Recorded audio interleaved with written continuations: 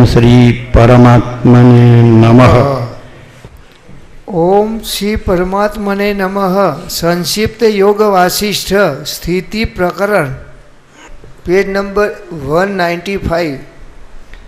चित्त रूप से जगत का वर्णन, जगत की स्थिति का खंडन करके पूर्णानंद स्वरूप सन्मात्र की स्थिति का कथन, मन को ही जगत का कारण बताकर उसके नाश होने पर जगत की शून्यता का कथन। श्री वशी जी कहते हैं, ये श्री राम, अब उत्पत्ति प्रकरण के अनंतर इस स्थिति प्रकरण को श्रवण करो जो जान लिए जाने पर निर्वाण प्रदान करने वाला है। इस प्रकार जगत रूप से स्थित यह दृश्य प्रपंच और अहंता आदि आकार रहित, यह दृश्य प्रपंच और अहंता आदि आकार रहित भ्रांति मात्र और असत स्वरूप ही है। यह आकाश में उत्पन्न हुए चित्र के समान एक निराधार विलक्षण चित्र है। यह यद्यपि ब्रह्म से अभिन्न है तथापि जल में उसके भंवर की भांति ब्रह्म में अन्य सा स्थित लक्षित होता है। यह जगत रूपी चित्र चित्रलिखित उद्यान की तरह फूला हुआ है। इसकी आकृति मकरंद आदि रस से रहित होने पर भी सरस प्रतीत होती है।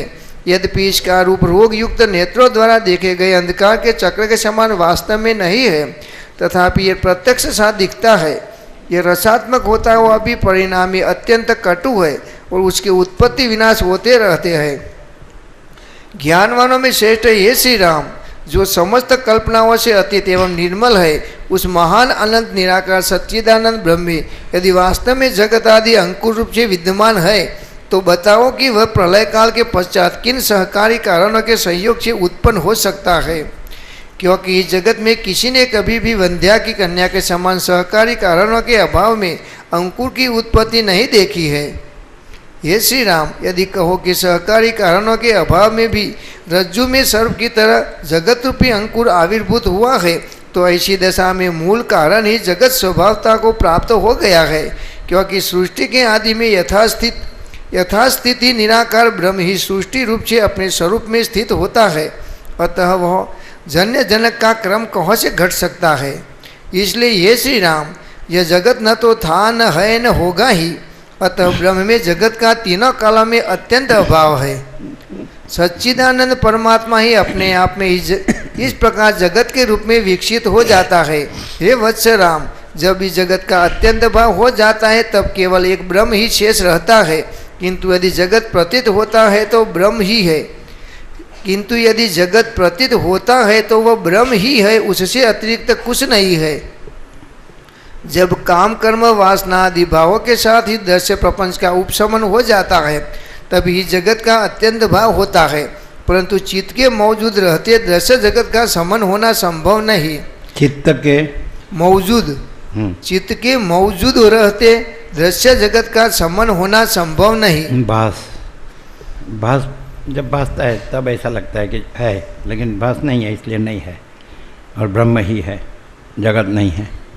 चित्त भासता है तो जगत भासता है, चित्त नहीं है, चित्त भास नहीं है इसलिए जगत भास नहीं है, और केवल ब्रह्म है, संपूर्ण ब्रह्म है, स्वयं ब्रह्म है, केवल ब्रह्म है, परम शांति। इसलिए परमात्मा के यथार्थ ज्ञान के बिना दृश्यता की शांति नहीं हो सकती। भास के लिए उपाय बताया, परमात्मा का यथार्थ ज्ञान। यथार्थ ज्ञान किसको कहते हैं? परमात्मा शब्द से तो सारा संसार जानता है, 7 खंड के 700 करोड़, पहले जो हो गए, अभी जो दिख रहे हैं और बाद में होने वाले हैं, जितने जो भी कुछ संसार में आ रहा है, रहता है, जाता है, वो सब परमात्मा जानते हैं। लेकिन यथार्थ ज्ञान क्या है? हाँ, ये बात है, परमात्मा का यथार्थ ज्ञान क्या है?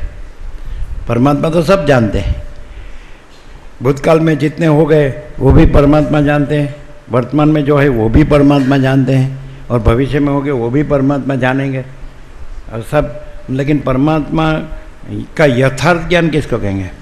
सब आता है और क्षणिक, जैसे अनंत काल में तो जैसे अनंत महासागर में बुलबुला हुआ नहीं और फूटा नहीं, वैसा सबका जीवन आयुष्य 100 साल बोलते हैं, लेकिन अनंत काल में तो बुद्ध जितना ही है, बबल बुलबुला तो कुछ नहीं है। फिर भी उसमें सब परमात्मा को जानते हैं, शब्द से भी जानते हैं, थोड़ा उसको उसका भास भी होता है। तो यथार्थ ज्ञान क्या है? यथार्थ ज्ञान ऐसे होगा। अभी जो जानते हैं वो कैसे जानते हैं कि परमात्मा है, लेकिन परमात्मा से ये हम सब भास रहे हैं, ये सब जीव जगत, वो परोक्ष ज्ञान हुआ। और हम ही परमात्मा है और हम ये भास नहीं है, ये यथार्थ ज्ञान हुआ। क्लियर हो रहा है?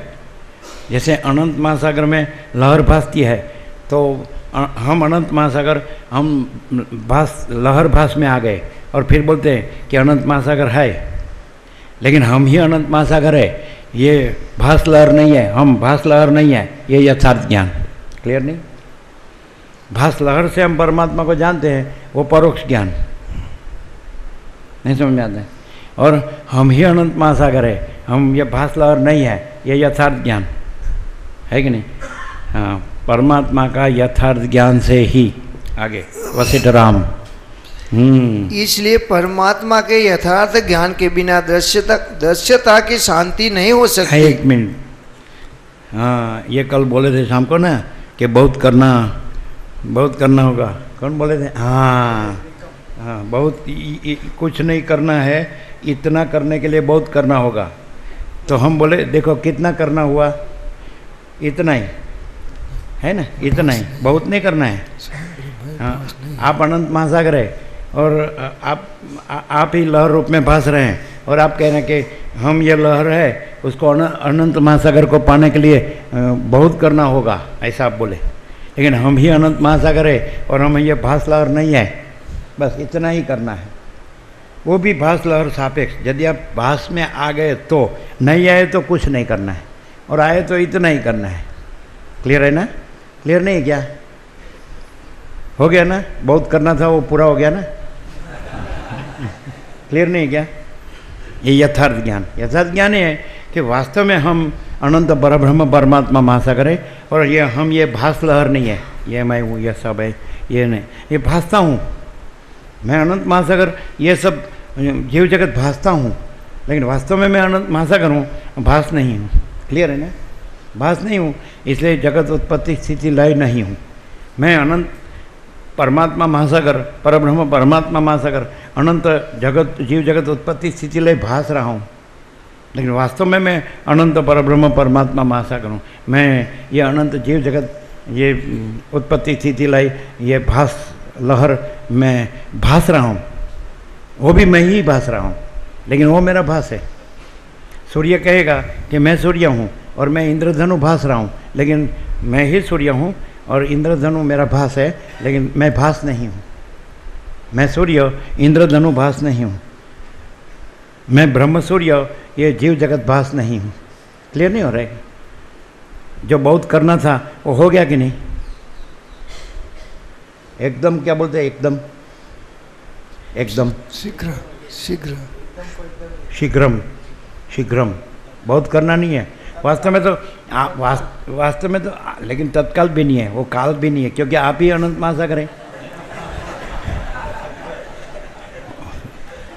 क्षण बोलते तत्क्षण, शीघ्रम वो भी नहीं है। शीघ्रम शब्द गीता में कृष्ण ने प्रयोग तो किया है, 9वां राजविद्या राजगुह्य योग 30 और 31, मालूम है? मालूम है? अपि चेत सुदुराचारो भजते माम अनन्य भाग साधुरेव समन्तव्यो सम्यक व्यवसितो ही सह क्षिप्रम भवति धर्मात्मा शाश्वत शांतिम निगच्छति कौन्तेय प्रतिजानिहि न मे भक्त प्रणश्यति। वो तो कैसे कहा कि आप ही कृष्ण आपको अर्जुन मान के अर्जुन को उपदेश दे रहे हैं। आप ही अनंत परब्रह्म परमात्मा महासागर भास रूप होकर भास को उपदेश दे रहे हैं कि मैं ही तू है, तू मैं ही है, मैं ही तू है, तू मैं ही है। अनंत महासागर लहर को बोल रहा है, मैं ही तू है, तू मैं ही है। क्लियर नहीं है? हाँ, वो रावण का उद्धार करके फिर विभीषण को सब दिया, लंका का राज हो गया। तो अभी आप ही मिले, फिर आपके चरण में रखो, इसको क्या करने का है? तो विभीषण क्या बोले मालूम है? अरे जो मैं हूँ वो वही तू है, इसलिए तेरा राज थोड़ी है, मैं तू है इसलिए वो मेरा ही है, मेरा समझ के करो। और किसके लिए करो? जो ऐसा कहते हैं कि विभीषण ने राम की इतनी सेवा की तो उसके बदले में उसको क्या मिला, उस मूर्खों को उपदेश देने के लिए तुम राज करो। नहीं समझे? हाँ हाँ हाँ, ऐसे बोलेगा तुमने भगवान की इतनी पूजा की तो तुमको क्या मिला, ऐसा। तो उस मूर्खों को भगवान, फिर महादेव क्या कहते हैं इसी में निर्वाण में 29 से है ना 42-14 सर्ग में वशिष्ठ मुनि को कैलाश में, कि पूजक पूज्य और पूजा एक ही चैतन्य है। वैसे ज्ञानेश्वर ने अमृतानुभव में लास्ट में कहा है, अनुभवी अनुभव अनुभाव्य एक ही चैतन्य है, त्रिपुटी नहीं है, अखंड चैतन्य है, उसमें तीन त्रिभेद नहीं है, भाषा है। नहीं समझ में आता है? अखंड तो चैतन्य ही पूजक, चैतन्य ही पूजा और चैतन्य ही पूज्य देव। अमृतानुभव देखा है? नहीं। देखो ये लोग यहाँ क्या करते हैं, आनंद में रहते हैं। अच्छा आगे बढ़ो वशिष्ठ राम, हम आपसे पुराने हैं आलंदी में अब नहीं थे तब भी हम थे चलो आगे बढ़ो वशिष्ठ राम। इसलिए परमात्मा के यथार्थ ज्ञान के बिना दृश्यता की शांति नहीं हो सकती, अतः दृश्य स्वरूप जगत का सर्वथा अत्यंत भाव ही दृश्यता की शांति का एकमात्र उपाय है। लास्ट ज्ञानेश्वर अमृतानुभव का लास्ट ब्रह्म वाक्य क्या है? लास्ट सर्वम शिवमयम जगत, है ना। शिव माने मंगल, शिव माने कल्याण, है ना। तो ऐसा सब परमात्मा ही है। चलो, अतः दृश्य स्वरूप जगत का सर्वथा अत्यंत अभाव ही दृश्यता की शांति का एकमात्र उपाय है। इसके अतिरिक्त पूर्ण रूप से अनर्थ के विनाश के लिए दूसरी कोई युक्ति नहीं है। इसको वाइस वर्षा बोलते हैं, अरस परस है। आप परमात्मा का यथार्थ ज्ञान प्राप्त करो तो दृश्य नहीं है, भास नहीं है, और यदि आप दृश्य भास नहीं है ऐसा करो तो परमात्मा का यथार्थ ज्ञान है, अरस परस है। समझ में आता है ना?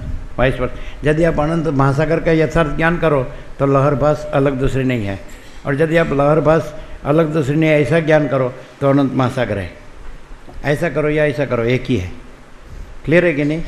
आप अनंत महासागर के यथार्थ ज्ञान करो तो भी लहर भास कोई अलग दूसरी वस्तु नहीं है कि नहीं? वैसे अनंत परब्रह्म परमात्मा महासागर का यथार्थ ज्ञान करो तो ये जीव जगत जो भास है लहर, वो अलग दूसरी वस्तु नहीं है।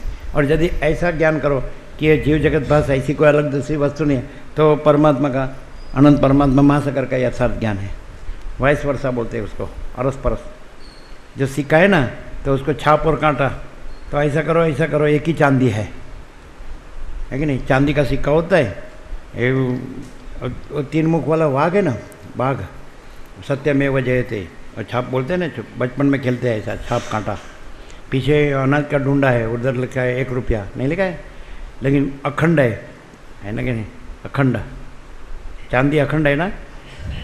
वैसे अनंत परमात्मा महासागर और जीव जगत भास अखंड है। क्लियर नहीं क्या? कि महासागर और लहर ऐसा दो नहीं है, और परमात्मा और जीव जगत ऐसा दो नहीं है, एक ही चांदी है कि नहीं? क्लियर है? आगे बढ़ो वशिष्ठ राम। तो अभी इससे क्लियर होता है कि सब परमात्मा है ना। आप जहाँ परमात्मा देखते हो तो वहाँ भी परमात्मा है, और आप जहाँ जीव जगत देखते हो वहाँ भी परमात्मा ही है। क्लियर है सबको? आप जहाँ 3 मुख वाला बाघ और सत्यमेव जयते है ना कि नहीं? सत्यमेव जयते वो देखते हो तो भी चांदी देखते हो, और आप पीछे अनाज का ढूंढा और 1 रुपया लिखा है वहाँ भी चांदी देखते हो। क्लियर नहीं क्या? है ना। आप 3 मुख वाला बाघ है और सत्यमेव जयते देखते हो तो वो चांदी को ही देखते हो, और पीछे अनाज का ढूंढा और 1 रुपया लिखा है तो भी वो चांदी को ही देखते हो। वैसे आप महासागर देखते हो तो भी जल ही देखते हो, और लहर देखते हो तो भी जल ही देखते हो। समझ में आता कि नहीं? वैसे आप अनंत परमात्मा महासागर देखते हो तो भी चैतन्य देखते हो, और ये अनंत जीव जगत भास देखते हो तो भी चैतन्य देखते हो। केवल चैतन्य है ना। चैतन्य ही चैतन्य है, चैतन्य में चैतन्य ही है कि नहीं? चैतन्य माने क्या? चिद धातु है उसमें, व्युत्पत्ति चिद, चेतयति इति चिद, सत चिद आनंद, प्रकाशयति जो स्वयं प्रकाश है, तो ये स्वयं प्रकाश रहा है। तो वो स्वयं प्रकाश उसको अपने में कहो या वो प्रकाश रूप में कहो, एक ही है। सूर्य स्वयं प्रकाश, तो उसको सूर्य में अपने में कहो या प्रकाश रूप में कहो, एक ही है। क्लियर है कि नहीं? वैसे उसको परब्रह्म परमात्मा कहो, चिदाकाश परम व्योम कहो, जीव जगत कहो, एक ही है। शब्द में शब्द के भेद है, तत्व में भेद नहीं है। क्लियर है? आगे बढ़ो वशिष्ठ राम। वहाँ क्या है? तो वहाँ विचार वाणी शब्द अर्थ नहीं है। मैं स्वयं कैवल्य अनंतपूर्ण परम शांति हूँ, ये तत्व हो गया। वशिष्ठ राम। अतः दृश्य स्वरूप जगत का सर्वथा अत्यंत अभाव ही दृश्यता की शांति का एकमात्र उपाय है। दृश्यता की शांति, उपशम और निर्वाण आएगा ना अभी आगे, उत्पत्ति स्थिति के बाद उपशम आएगा, दृश्यता की शांति है ना। हमेशा देखो इन लोगों ब्रह्मरूप महात्मा जो थे प्राचीन हिमालय गंगा के, उन लोगों ने जब इसका निरूपण किया ब्रह्म का, तो उसमें कैसे करते हैं? वो सामने वाला है उसको तो पूछने का नहीं आता है। गीता में भी देखो, कोई भी सत्शास्त्र देखो, तो यह क्या करेंगे? ऐसे उसको प्रकाश करते जाएंगे ब्रह्म का कि सामने वाले को पूछने की प्रेरणा होगी, फिर वो उत्तर देंगे। वो पूछने वाले को मालूम नहीं क्या पूछने का और क्या जानने का, लेकिन बताने वाला ऐसे रजूआत करेगा कि सामने वाला पूछे बगैर नहीं रह सकेगा। वो पूछेगा, फिर वो उस उत्तर देंगे। उसको ऐसा लगेगा मैं पूछा, वो क्या पूछेगा उसको मालूम ही नहीं है मैं कौन हूँ। और यदि जान लिया मैं कौन हूँ तो पूछेगा ही नहीं, है कि नहीं? चलो आगे बढ़ो। इसके अतिरिक्त पूर्ण रूप से अनर्थ के विनाश के लिए दूसरी कोई युक्ति नहीं है। परमात्मा स्वयं ही अपने संकल्प से अपने अंदर वर्तमान जिस चमत्कार को प्रकट करता है वही सृष्टि रूप से प्रतीत होता है। चमत्कार माने क्या? ये लोग चमत्कार बोलते, वो चमत्कार नहीं है, समझ में आता ना? चमत्कार माने क्या? सूर्य प्रकाशता है, स्वयं प्रकाशता है, वो उसका चमत्कार है कि नहीं? जो परब्रह्म परमात्मा जो निराकार चिदाकाश परम व्योम स्वयं ये सब भासता है, वो चमत्कार है। अनंत महासागर लहर रूप में भासता है, वो उसका चमत्कार है। समझ में आता कि नहीं? उसका जो अमूर्त तत्व है वो मूर्त रूप में भासना, वो चमत्कार है। दृष्टादृश्य रूप में भासना, वो कैसा किया है कि वो अपने आप ही है, इसलिए अपने को देख नहीं सकता है, फिर अपने आप दृष्टादृश्य रूप में होकर अपने को देखता है। नहीं समझे? अपने आप है, अखंड चैतन्य है कि नहीं? चैतन्य अनंत है, चैतन्य अमाप है, चैतन्य अपार है, चैतन्य निरवधि है, चैतन्य असीम है, चैतन्य अमर्याद है, चैतन्य अनहद है। तो ऐसा चैतन्य तो अपने आप को कैसे देखे? क्योंकि अपने आप ही है। फिर वो अपने आप वो चमत्कृत हुआ, मन दृष्टा दृश्य रूप हुआ। अभी वो अपने आप को देख रहा है। ये अपने को देखने की युक्ति है। वो तो एक ही है, वो कैसे दो हो तभी देख सकता है। तो वो अपने में एको हम बहुश्याम, फिर दृष्टा दृश्य रूप होके ये अपने को देख रहा है। वो कैसे देख रहा है? दोनों साइड देख रहा है। तत्वतः मैं कैवल्य परब्रह्म अखंड सच्चिदानंद हूँ, मैं कैवल्य अखंड ज्योति स्वरूप परमात्मा हूँ। भासतः मैं अनंत जीव जगत उत्पत्ति स्थिति लय रूप हूँ। तत्वतः मैं ही हूँ, भासतः मैं ही हूँ, एक ही हूँ। ठीक है? चलो आगे बढ़ो। वशिष्ठ राम। यदि कोई यथार्थ ज्ञान हो जाए तो उसको अपने केवल स्वरूप के सिवा कहीं कभी दूसरा कुछ दिखेगा ही नहीं। यदि किसी को परमात्मा का यथार्थ माने सम्यक ज्ञान, केवल ज्ञान, ज्ञानात् एव तु कैवल्यम, यथार्थ ज्ञान हो जाए तो उसको सर्वत्र सदा अपने केवल स्वरूप के सिवा दूसरा कुछ दिखेगा नहीं। सब मैं ही मैं हूँ, अनंतपूर्ण महाचिदाकाश। क्लियर? आगे बढ़ो। वशिष्ठ राम। उसका वास्तव में न तो कोई रूप है और न कोई आधार ही है। जैसे महाशिलाओं पर खुदे हुए लेखों के स्वरूप दिख पड़ते हैं, उसी तरह ये सृष्टियों न उत्पन्न होती है, न नष्ट होती है, न आती है, न जाती है, केवल प्रतीत होती है। भासती है। प्रतीत होती माने भासती है, हमेशा प्रतीति। प्रति माने सामने। तो यदि दर्पण के साथ सामने आप खड़े रहते हैं तो आपका प्रतिबिंब भासता है। आप तो यहाँ है, आप दर्पण में नहीं है। नहीं समझ में आता है? तो वशिष्ठ राम को कहते हैं कि हम परब्रह्म परमात्मा है, निराकार चिदाकाश परम व्योम परमाकाश। तो माया रूपी दर्पण में हमारा प्रतिबिंब पड़ता है तो हम अनंत जीव जगत उत्पत्ति स्थिति लय रूप में भासते हैं। यह हमारा प्रतीति है, प्रतिभास, प्रतिबिंब।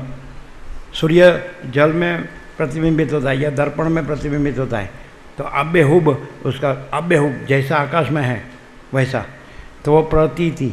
प्रति माने सामने, प्रतिभास, जो सामने जो भास है उसको प्रतीति कहते हैं। तो वशिष्ठ राम को कहते हैं कि मैं कैवल्य परब्रह्म अखंड सच्चिदानंद हूँ, उसमें अलग दूसरा कुछ भी नहीं है, अलग दूसरा कुछ होता नहीं है, इसलिए उसमें अलग दूसरी माया जैसे कहते हैं, ऐसी कोई सपाटी नहीं है कि जिसमें हमारा प्रतिबिंब पड़े। मैं कैवल्य अखंड ज्योति स्वरूप परमात्मा हूँ, उसमें विकल्प के लिए अवकाश ही नहीं है। माचिदा का स्वसंवेद्य सहज निर्विकल्प, विकल्प रहित। तो माया ऐसा विकल्प दर्पण उसमें संभव ही नहीं है, इसलिए हमारा प्रतिबिंब भी हम में संभव ही नहीं है। इसलिए माया रूपी दर्पण नहीं है, इसलिए हमारा जीव जगत रूप भास भी नहीं है। और मैं कैवल्य अखंड ज्योति स्वरूप परमात्मा हूँ। क्लियर हो रहा है? दर्पण माया, यदि दर्पण हो तो प्रतिबिंब पड़े, माया रूपी दर्पण हो तो हम परम सत्ता परब्रह्म का ईश्वर रूपी प्रतिबिंब पड़े, प्रतिभास। ये योग वासिष्ठ में है और कहीं नहीं है ईश्वर की व्याख्या। परम सत्ता परब्रह्म का माया रूपी दर्पण में पड़ा हुआ समष्टि बड़ा जीव कल्पना नाम का प्रतिबिंब ही ईश्वर कहलाता है। ज़्यादा से ज़्यादा ये संसार में परब्रह्म परमात्मा जीव जगत पास में आ जाते हैं तो वो सबसे बड़ा जो समष्टि जीव कल्पना नाम का प्रतिबिंब के ऊपर नहीं जाते हैं कोई, ईश्वर तक ही सब रहते हैं। इसीलिए तो सब कर्म उपासना ज्ञान ध्यान में लगे हुए रहते हैं। और स्वयं परब्रह्म परमात्मा है, निराकार चिदाकाश परम व्योम। तो दर्पण माया भी नहीं है, प्रतिबिंब ईश्वर भी नहीं है, और ईश्वर का फिर व्यष्टि अंश जीव जगत ये कुछ नहीं है, हुआ नहीं, है नहीं, होगा नहीं, होता नहीं। ईश्वर तक सब रहते हैं। विवेकानंद ने शिकागो विश्व धर्म परिषद वहाँ कहा था कि आपके डिक्शनरी में सबसे सर्वोपरि शब्द गॉड है, ईश्वर, लेकिन हमारे शब्दकोश में इसके भी ऊपर ब्रह्म शब्द है। ईश्वर के ऊपर ब्रह्म शब्द है। ईश्वर कहने से आपको माया रूपी दर्पण वो एक भास, फिर उसमें ईश्वर रूपी प्रतिबिंब, हम परब्रह्म परमात्मा और हमारा प्रतिबिंब ईश्वर। तो वास्तव में हम परब्रह्म परमात्मा है, माया रूपी दर्पण ऐसा भास भी नहीं है, और ईश्वर ऐसा प्रतिबिंब प्रतिभास भी नहीं है। इसलिए जीव जगत ऐसा प्रतिभास भी नहीं है। सर्जनहार का भास से सर्जन का भास कह सकते हैं। सर्जनहार ऐसा भास नहीं है और सर्जन ऐसा भास नहीं है, और मैं कैवल्य परब्रह्म अखंड सच्चिदानंद हूँ। क्लियर है? पहले भास कहना पड़ेगा ना, प्रतिबिंब तो पढ़ने के लिए माया का भास कहना पड़ेगा, दर्पण। वो माँ मने नहीं और या मने जो नहीं है और भासती है, माया। अविद्या न विद्यते सा अविद्या, जो विद्यमान नहीं है वो शब्द ही बोल देता है। संस्कृत शब्द ऐसे होते हैं कि वो उसका जो स्वरूप है वो बोल देते हैं। अविद्या न विद्यते सा अविद्या, माया जो नहीं है वो भासती है नहीं। स्वप्न भासता है नहीं। मृगजल भासता है, जल नहीं है। ऐसे आगे बढ़ो। वशिष्ठ राम, जो लोग भास तादात में अभिनिवेश अभिमान से हैं उसको ही दुख होता है, और जो स्वयं परब्रह्म अखंड सच्चिदानंद है, भास रहित है, सर्व निर्विकल्प है, उसको दुख नहीं होता है। मैं कैवल्य परब्रह्म अखंड सच्चिदानंद हूँ, भास हुआ नहीं, है नहीं, होगा नहीं, होता नहीं। माया उसका प्रतिबिंब, ईश्वर, फिर उसका सर्जन, मन, जीव जगत, ये हुआ नहीं, है नहीं, होगा नहीं, होता नहीं। भाग रहित अनंत पूर्ण महाचिदाकाश हूँ, अनंत कोटि ब्रह्मांडों त्रसरेणु जैसा भास है, भास नहीं है, हुआ नहीं, है नहीं। भाग रहित अनंत पूर्ण महाचिदाकाश हूँ, अनंत कोटि ब्रह्मांडों त्रसरेणु जैसा भास है। वशिष्ठ राम को कहते हैं जाली में से सूर्य की किरणें आती हैं, उसमें केवल प्रकाश है, लेकिन उसमें छोटे छोटे त्रसरेणु भासते हैं, लेकिन त्रसरेणु नहीं है, केवल प्रकाश है। मैं कैवल्य अखंड ज्योति स्वरूप परमात्मा हूँ, अनंत कोटि ब्रह्मांडों त्रसरेणु जैसा भास है, भास हुआ नहीं, है नहीं, होगा नहीं, होता नहीं। यही है अपना परम पद पूर्ण विश्रांति। मैं स्वयं कैवल्य अनंत पूर्ण परम शांति हूँ। आगे वशिष्ठ राम। जैसे जल का द्रवत्व, वायु का स्पंदन, समुद्र के आवर्त और गुण के गुण अपने आधार स्थान से भिन्न नहीं है, उसी तरह उत्पत्ति विनाशील कार्यों वाला यह जगत एकमात्र हम ही कैवल्य परब्रह्म परमात्मा अखंड सच्चिदानंद स्वरूप भास स्पंद में आ जाते हैं, अपने ही स्पंद भास में। स्पंद माने चलन, स्पंद अस्पंद, चलन अचलन, संवेदन असंवेदन, स्फुरण अस्फुरण, ऐसे भास में आ जाते हैं। फिर हम ही अपने में अपने को जगत उत्पत्ति स्थिति लय में भासते हैं। और हम स्पंद भास में नहीं आते हैं तो हम ही कैवल्य परब्रह्म अखंड सच्चिदानंद स्वरूप है।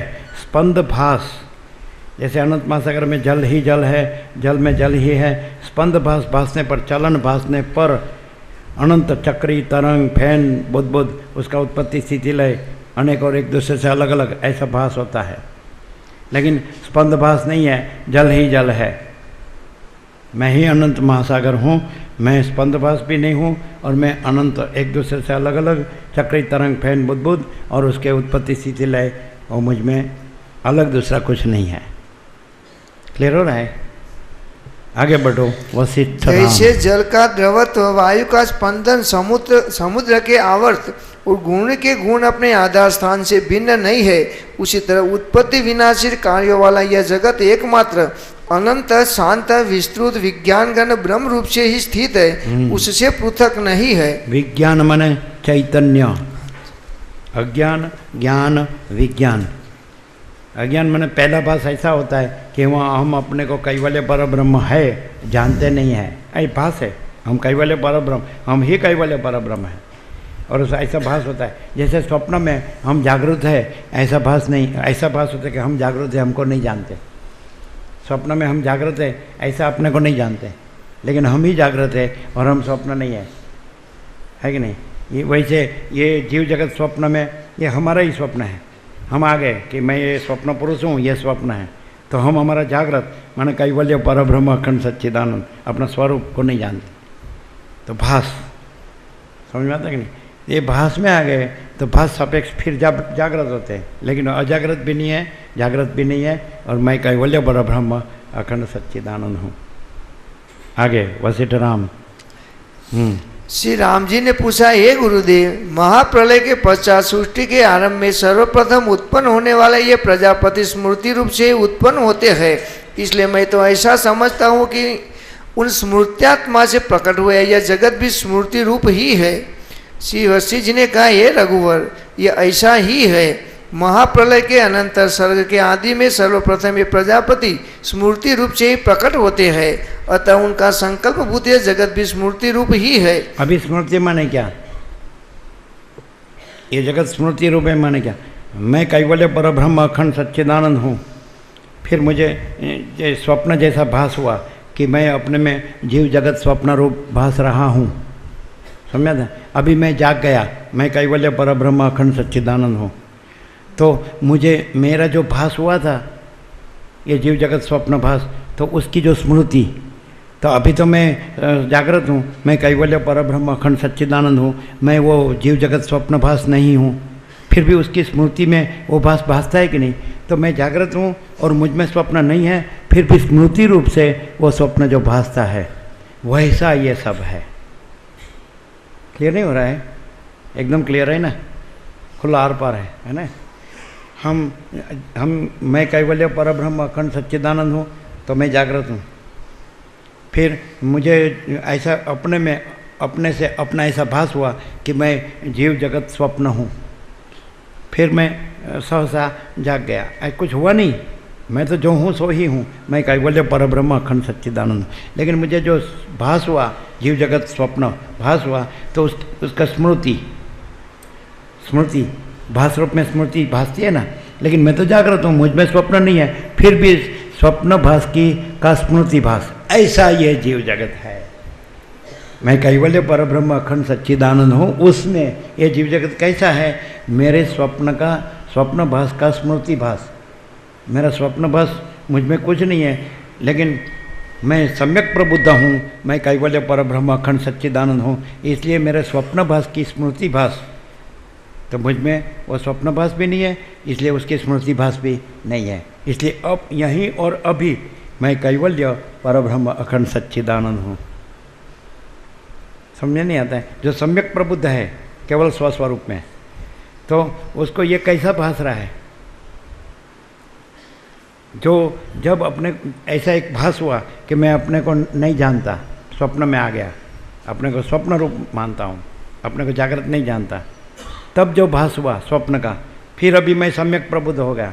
माने अप्रबुद्ध भी नहीं होता है, प्रबुद्ध भी नहीं होता है, क्योंकि स्वप्न भास और स्मृति भास हुआ नहीं, है नहीं, होगा नहीं, होता नहीं।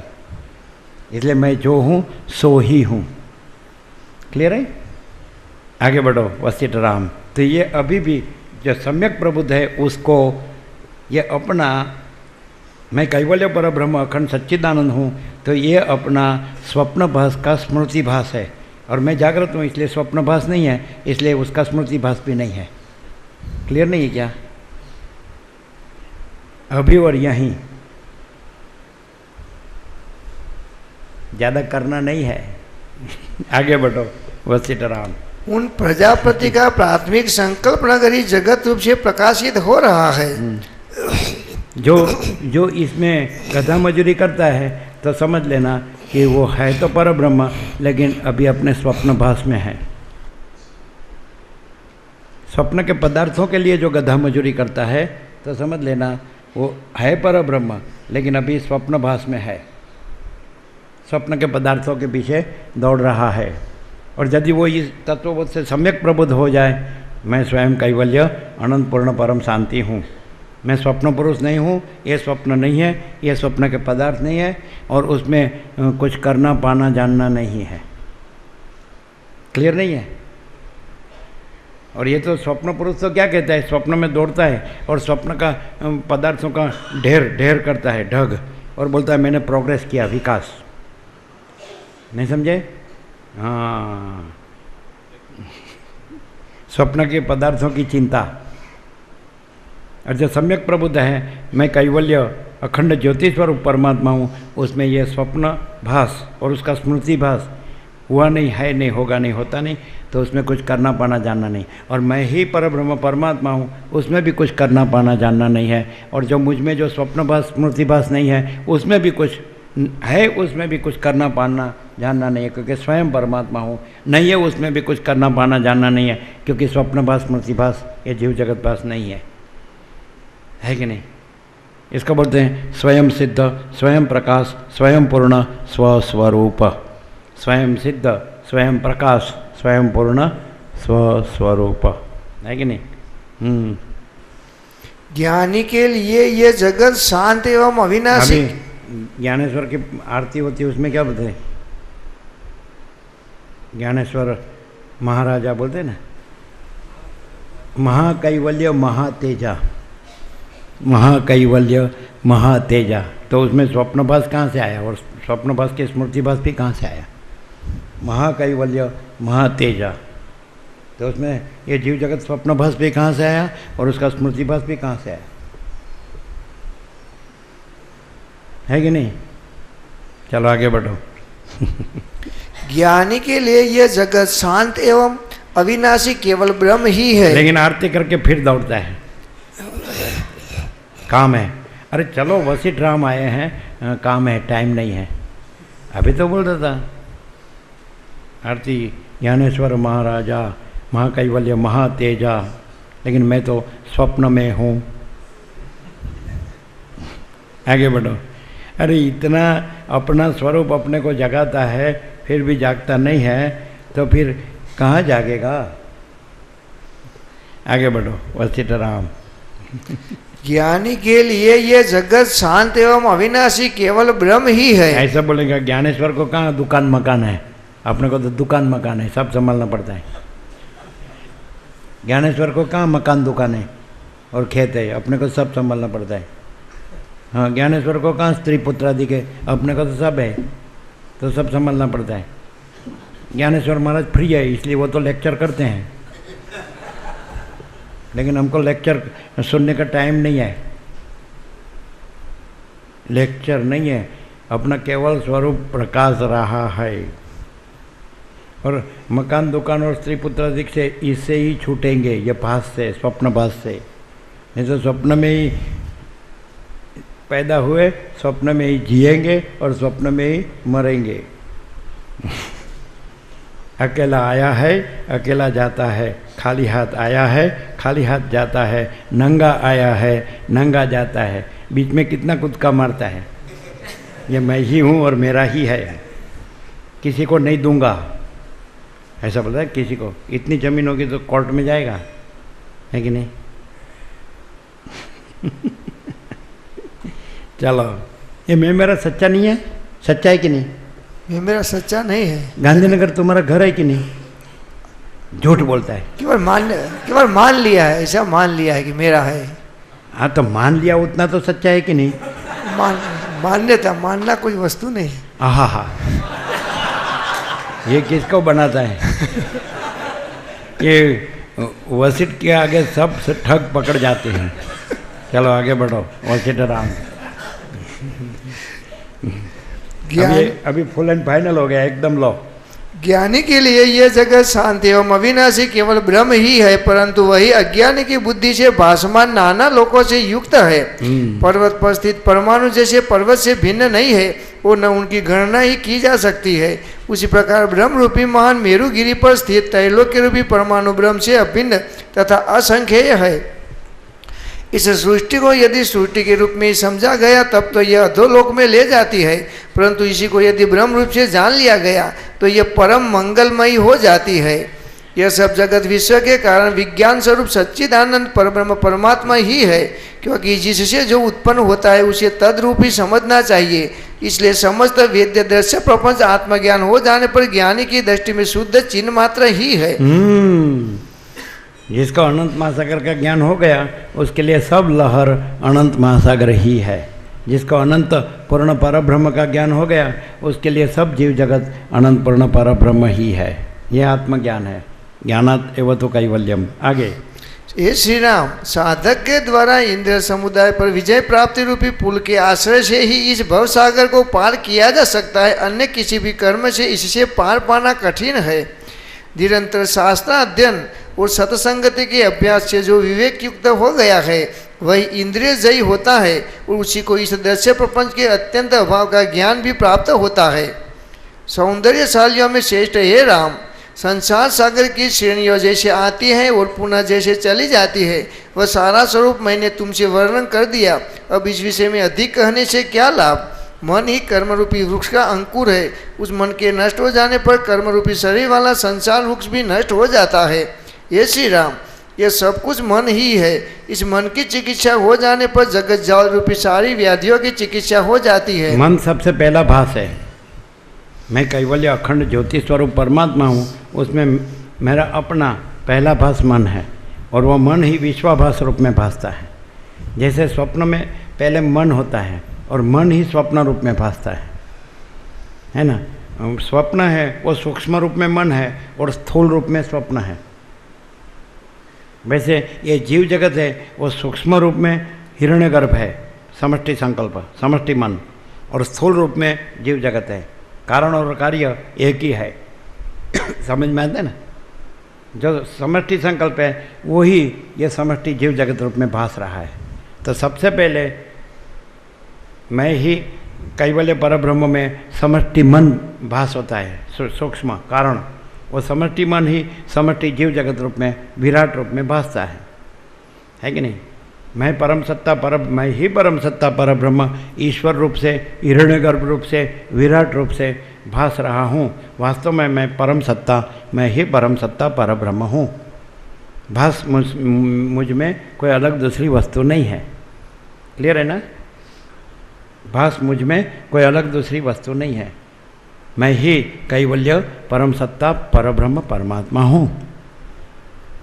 ईश्वर समष्टि जीव भास, उसके अंदर हिरण्यगर्भ समष्टि मन भास, उसके अंदर विराट समष्टि ये जीव जगत भास है ना। तो कारण सूक्ष्म स्थूल, हम महाकारण है परम सत्ता पर ब्रह्म, और ये कारण सूक्ष्म स्थूल ईश्वर हिरण्यगर्भ विराट वो हमारा कारण सूक्ष्म स्थूल भास है। पहले मैं ईश्वर रूप में भासता हूँ, मैं कैवल्य परम सत्ता पर ब्रह्म निराकार चिदाकाश परम व्योम, समष्टि जीव कल्पना, समष्टि जीव, फिर समष्टि मन, फिर समष्टि ये जीव जगत। आगे वशिष्ठ राम। ओम। यह मन ही जब देहाकार का मनन करता है तब लोक में कर्म करने में समर्थ देह उत्पन्न होती है। भला कई मन से भिन्न भी देह देखी जाती है। जैसे विशाल आकाश में असत स्वरूप गंधर्व नगर की प्रतीति होती है, उसी तरह विषयों के चिंतन से वृद्धिगंध हुए मन में यह सारा जगत स्फुरित होता है। मन ही जगत है तथा संपूर्ण जगत ही मन है, ये दोनों एक साथ रहते हैं। हे रघुनंदन, समस्त येषणाओं की शांति हो जाने पर विशुद्ध चित्त पुरुष की जो स्थिति है उसी को सत्य आत्म तत्व कहा गया है और उसी को निर्मल चैतन्य कहते हैं। निर्मल सत्व रूप मन जिस समस्त दृश्य प्रपंच की शांति हो जाने पर, फिर से हे रघुनंदन, समस्त येषणाओं की शांति हो जाने पर विशुद्ध चित्त पुरुष की जो स्थिति है उसी को सत्य आत्म तत्व कहा गया है और उसी को निर्मल चैतन्य कहते हैं। निर्मल सत्व रूप मन जिस वस्तु के विषय में जैसी भावना करता है वह वस्तु तत्काल वैसी ही हो जाती है, भासती है। जैसे इस समय जागृत अवस्था में हम लोगों को संसार का स्वयं ही प्रत्यक्ष भान होता है, उसी प्रकार स्वप्न और भ्रम आदि अवस्थाओं में सहस्त्रों संसार भी मिथ्या दृष्टिगोचर होते हैं। ऐसे एक को दूसरे के स्वप्न और मनोरथ संबंधी नगरों के व्यवहार पृथक होने के कारण दिखाई नहीं देते, उसी प्रकार प्रत्येक व्यक्ति के ये संसार रूपी भ्रम पृथक पृथक होने के कारण एक दूसरे के दृष्टिगोचर नहीं होते। इसी प्रकार संकल्प रूपी आकाश में अनेक संसार रूपी नगरों के समुदाय है, परंतु वे ज्ञान दृष्टि के बिना मिथ्या नहीं प्रतीत होते। मैं कैवल्य अखंड ज्योति स्वरूप परमात्मा हूँ। मैं अपना स्वरूप कभी छोड़ता नहीं हूँ और स्वरूप में दूसरा कुछ होता नहीं हूँ। फिर भी मैं जैसा भास प्रक्षेप करता हूँ वैसा मैं अपने में भास रूप में दिखता हूँ, लेकिन वास्तव में मैं कैवल्य अखंड ज्योति स्वरूप परमात्मा हूँ। ये जो अनेक एक दूसरे से अलग अलग जो जीव जगत भेदभास है वो मुझ में अलग दूसरा कुछ नहीं है। मैं तो जो हूँ सो ही हूँ, अखंड ज्योति स्वरूप परमात्मा। भास भेद है लेकिन भास नहीं है, इसलिए भेद नहीं है, और मैं स्वयं कैवल्य अनंत अखंड अभेद ही हूँ। मैं स्वयं कैवल्य अनंत अखंड अभेद ही हूँ। आगे वशिष्ठ राम। जैसे एकमात्र वसंत ऋतु का रस ही वन लता और गुल्म आदि के रूप में प्रकट होता है, उसी तरह एकमात्र परमात्मा ही प्रत्येक व्यक्ति के लिए मिथ्या जगत रूप से प्रकट हुआ है। अपना यह संकल्प ही जगत के आकार में प्रतीत हो रहा है। यह बात अत्यंत परमार्थ दृष्टि से ही ज्ञात होती है। अत्यंत परमार्थ दृष्टि मन तत्वबोध, सम्यक ज्ञान, यथार्थ परमात्मा ज्ञान। आगे अपने अपने स्वभाव के भीतर स्थित चित्त ही प्रत्येक जीव में इदम इत्थम रूप से प्रतीत होने वाला यह जगत है। इस प्रकार प्रतीति मात्र जगत को असत्य समझने वाले चित्त स्वयं ही नष्ट हो जाता है, क्योंकि प्रतीति काल में ही जगत की सत्ता है। परमार्थ वस्तु का साक्षात्कार होने पर उसकी सत्ता नहीं रहती। चित्त की सत्ता ही जगत है, वो जगत की सत्ता ही चित्त है। एक के अभाव से दोनों का अभाव हो जाता है। या इन दोनों का अभाव सत्य स्वरूप सच्चिदानंद घन परमात्मा विषय विचार करने से ही संभव है। जैसे मलिन मणि को युक्ति से साफ करने पर उससे शुद्ध प्रकाश प्रकट होता है, उसी तरह शुद्ध चित्त का अनुभव सत्य होता है। उसी तरह शुद्ध चित्त का अनुभव सत्य होता है। चिरकाल तक एक परमात्मा के चिंतन रूप दृढ़ अभ्यास से चित्त की शुद्धि होती है, जो संकल्पों से आक्रांत नहीं है। ऐसे चित्त से ज्ञान का उदय होता है। जैसे मलिन वस्त्र में सुंदर रंग नहीं टिकता, उसी तरह वासना से मलिन चित्त में ब्रह्माकार रूप एक दृष्टि स्थिर नहीं होती। वासना से रहित होना ही चित्त की शुद्धि है। जगत के ज्ञान से शून्य और एक ब्रह्माकार होना ही उसका वासना से रहित होना है। चित्त की शुद्धि होने से पुरुष शीघ्र ही प्रबुद्ध यानी ज्ञान संपन्न हो जाता है। चित्त का चिन्मय परमात्मा रूप में लय हो जाना ही उसकी वास्तविक शुद्धि है। इस शुद्धि का लाभ होते ही प्रबुद्ध पुरुष परमात्मा को प्राप्त हो जाता है। सर्ग 1 से 17 समाप्त। सर्ग 18-19। स्वरूप की विस्मृति से ही भेद भ्रम की अनुभूति, चित्त शुद्धि एवं जागृत आदि अवस्थाओं के शोधन से ही भ्रम निवारण पूर्वक आत्मबोध की प्राप्ति तथा वैराग्य मूलक विवेक से ही मोक्ष लाभ का वर्णन।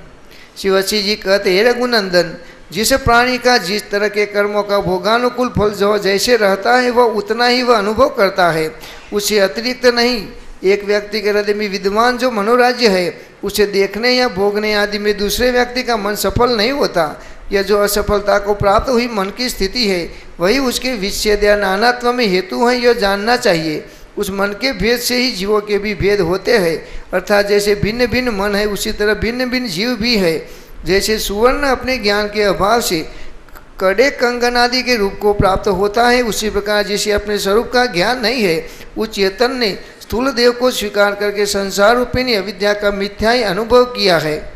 संपूर्ण जीव समूह का आत्मा स्वयं ही अपने संकल्प से जागृत, स्वप्न और सुषुप्ति नामक 3 अवस्थाओं को प्राप्त हुआ है। इन अवस्थाओं में शरीर कारण नहीं है। इस प्रकार जागृत आदि 3 अवस्था रूप आत्मा में जीवत्व है, अर्थात वह आत्मा ही जीव रूप से स्फुरित हो रहा है। इसमें शरीरत्व का विकास नहीं है। तात्पर्य यह है कि जैसे जल ही लहर एवं भंवर आदि के रूप में विख्यात होता है, यह तात्विक दृष्टि प्राप्त होने पर जल में उससे पृथक लहर आदि की सत्ता नहीं रहती। उसी प्रकार जीवात्मा ही जागृत आदि अवस्था रूप है। यह विचार दृढ़ होते ही जीव से पृथक देह की वास्तविक सत्ता शेष नहीं रह जाती। इसी प्रकार तत्वज्ञ पुरुष सुषुप्ति अवस्था के अवसानभूत तुरीय पद रूप सच्चिदानंद घन परमात्मा पद को ज्ञान द्वारा प्राप्त करके संसार से निवृत्त हो जाता है। परंतु जो मूढ़ जीव है वह सृष्टि में प्रवृत्त होता है। ज्ञानी और अज्ञानी दोनों की सुषुप्ति एक रूप ही है, क्योंकि अज्ञ को भी सुषुप्त अवस्था में सुख की प्राप्ति होती है, किंतु अज्ञानी जीव तो सुषुप्त अवस्था में पहुंचकर भी असंबुद्ध यानी वास्तविक आत्मज्ञान से रहित हो देहात्म भाव की भ्रांति वासना से वासित होने के कारण सृष्टि को प्राप्त होता है, परंतु ज्ञानी नहीं। परब्रह्म परमात्मा निर्विशेष होने के कारण स्वभाव नहीं कहा जा सकता। निर्विकार, अद्वितीय और असंग होने के कारण जो वास्तव में किसी का कारण नहीं है, तथापि संपूर्ण प्रपंच के आरोप का अधिष्ठान रूप से आदि कारण है, उस निर्विशेष परब्रह्म परमात्मा में वस्तुतः कारण एवं निमित्त आदि वस्तु की भी संभावना नहीं है। अतः ब्रह्म में बिना किसी कारण के ही प्रतीत होने वाला यह जगत मिथ्या ही है। सार वस्तु ब्रह्म का ही विचार करना उचित है। असार वस्तु दृश्य संसार के विचार से क्या लाभ। बीज अपने स्वरूप का त्याग फिर से सार वस्तु ब्रह्म का ही विचार करना उचित है। असार वस्तु दृश्य संसार के विचार से क्या लाभ। यह सार और असार, ब्रह्म और संसार। बीज अपने स्वरूप का त्याग करके अंकुर आदि के क्रम से फल रूप में परिणत होता देखा जाता है, परंतु ब्रह्म वैसा नहीं है। वह अपने स्वरूप का त्याग किए बिना ही जगत रूप अध्यारोप का अधिष्ठान रूप से कारण होता है। बीज का अवयव आदि सब कुछ साकार है, अतः उससे निराकार परम पद रूप ब्रह्म की तुलना करना उचित नहीं। इसलिए कल्याण स्वरूप ब्रह्म के लिए कोई उपमा सम्मत ही नहीं हो सकती। अपने को दृश्य रूप में देखने वाला दृष्टा अपने वास्तविक स्वरूप आत्मा को नहीं देख सकता, इसलिए उसे अनर्थ की प्राप्ति होती है। जिसकी बुद्धि प्रपंच से आक्रांत हो, ऐसे किसी पुरुष को अपनी यथार्थ स्थिति का ज्ञान नहीं होता। जब तक भ्रांति से मृग तृष्णा में जल की प्रतीति हो रही है, तब तक किसी की समझदारी किस काम की। और जब यह ज्ञान हो गया कि यह जल नहीं है, तब वह मृग तृष्णा ही क्या रह गई। जैसे नेत्र बहिर्मुख होने के कारण अपने आप को नहीं देख पाता, उसी प्रकार आकाश की भांति निर्मल होता हुआ भी दृष्टा बहिर्मुख होने के कारण अपने स्वरूप का साक्षात्कार नहीं कर सकता। ये भ्रम की प्रबलता कैसी आश्चर्यजनक है। यदि दृश्य प्रपंच को दृश्य रूप से ही सच्चा समझा जाए तो आकाश के समान निर्मल ब्रह्म यत्न करने पर भी नहीं मिल सकता, फिर तो उसकी प्राप्ति बहुत दूर हो जाती है। हे श्री राम, इसलिए उसको दृश्य ही दिखाई देता है, दृष्टा का दर्शन नहीं होता। वास्तव में एकमात्र दृष्टा ही सर्वत्र स्थित है, दृश्य नाम की कोई वस्तु यह है ही नहीं। जो कुछ दिखाई देता है वह केवल भ्रम है। जब दृष्टा व दृश्य में कोई अंतर ही नहीं रहा, तब कौन दृष्टा और कैसा दृश्य, क्योंकि वह दृष्टा ही दृश्य रूप में प्रकट होता है। जब चित्त सिद्धियों को प्राप्त होता है, तब जीव जड़ संसार से मुक्त हो केवल शुद्ध चिन्मय आत्मा स्वरूप से स्थित होता है। वह चेतन आत्मा शुद्ध एवं सर्वव्यापी है। चेतन आत्मा जहाँ जिस वस्तु की भावना करता है वह तत्काल प्रकट हो जाती है। उसने सपने में भी जो कुछ देखा है वह सपने के समय में सत्य ही है। जैसे बीज के अंदर सूक्ष्म रूप से पत्ते, लता, फूल और फल रूप अणु रहते हैं, उसी प्रकार चेतन रूप अणु के भीतर समस्त सूक्ष्म अनुभव विद्यमान है। जिस पुरुष के भीतर ये विचार नहीं उठता कि मैं कौन हूँ और ये जगत क्या है, वह संसार के बंधन से मुक्त नहीं हुआ। जिसे विशुद्ध बुद्धि वाले पुरुष की भोग लिप्सा प्रतिदिन क्षीण होती जाती है, उस वैराग्यवान का ही विवेक युक्त विचार सफल होता है। जैसे शरीर के द्वारा पथ्य भोजन आदि नियमों के साथ सेवन किया हुआ औषधि आरोग्य प्रदान करता है, उसी प्रकार जितेंद्रियता का अभ्यास हो जाने पर ही विवेक सफल होता है।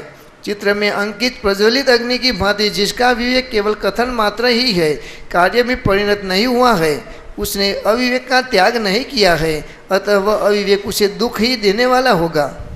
जैसे स्पर्श से ही वायु की सत्ता का भान होता है, कथन मात्र से नहीं, उसी प्रकार भोगेच्छा के क्षीण होने से ही पुरुष का विवेक जागृत होता है।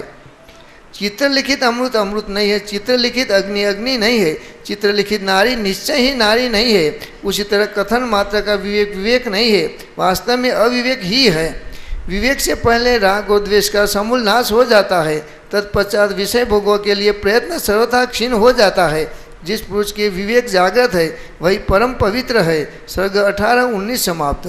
सर्ग 20 और 21 उपासनाओं के अनुसार फल की प्राप्ति तथा जागृत स्वप्न अवस्थाओं का वर्णन, मन को सत्य आत्मा में लगाने का आदेश, मन को भावना के अनुसार रूप और फल की प्राप्ति तथा भावना के त्याग से विचार द्वारा ब्रह्म भाव की प्राप्ति का प्रतिपादन।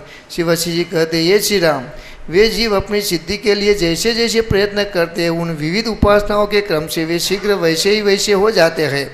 देवताओं की पूजा करने वाले देवताओं को, यक्षों की आराधना करने वाले यक्षों को और ब्रह्म के उपासक ब्रह्म को प्राप्त होते हैं। इनमें जो सर्वोत्तम है उसी परमात्मा रूप इष्ट देव का आश्रय लेना चाहिए। श्री राम जी ने पूछा, ये भगवान, आप मुझे जागृत तथा स्वप्न अवस्थाओं का भेद बताइए। श्री वशिष्ठ जी ने कहा, हे रघुनंदन, जिसकी प्रकृति स्थिर हो उसे जागृत कहते हैं और जिसकी प्रकृति स्थिर नहीं है उसे स्वप्न कहा गया है।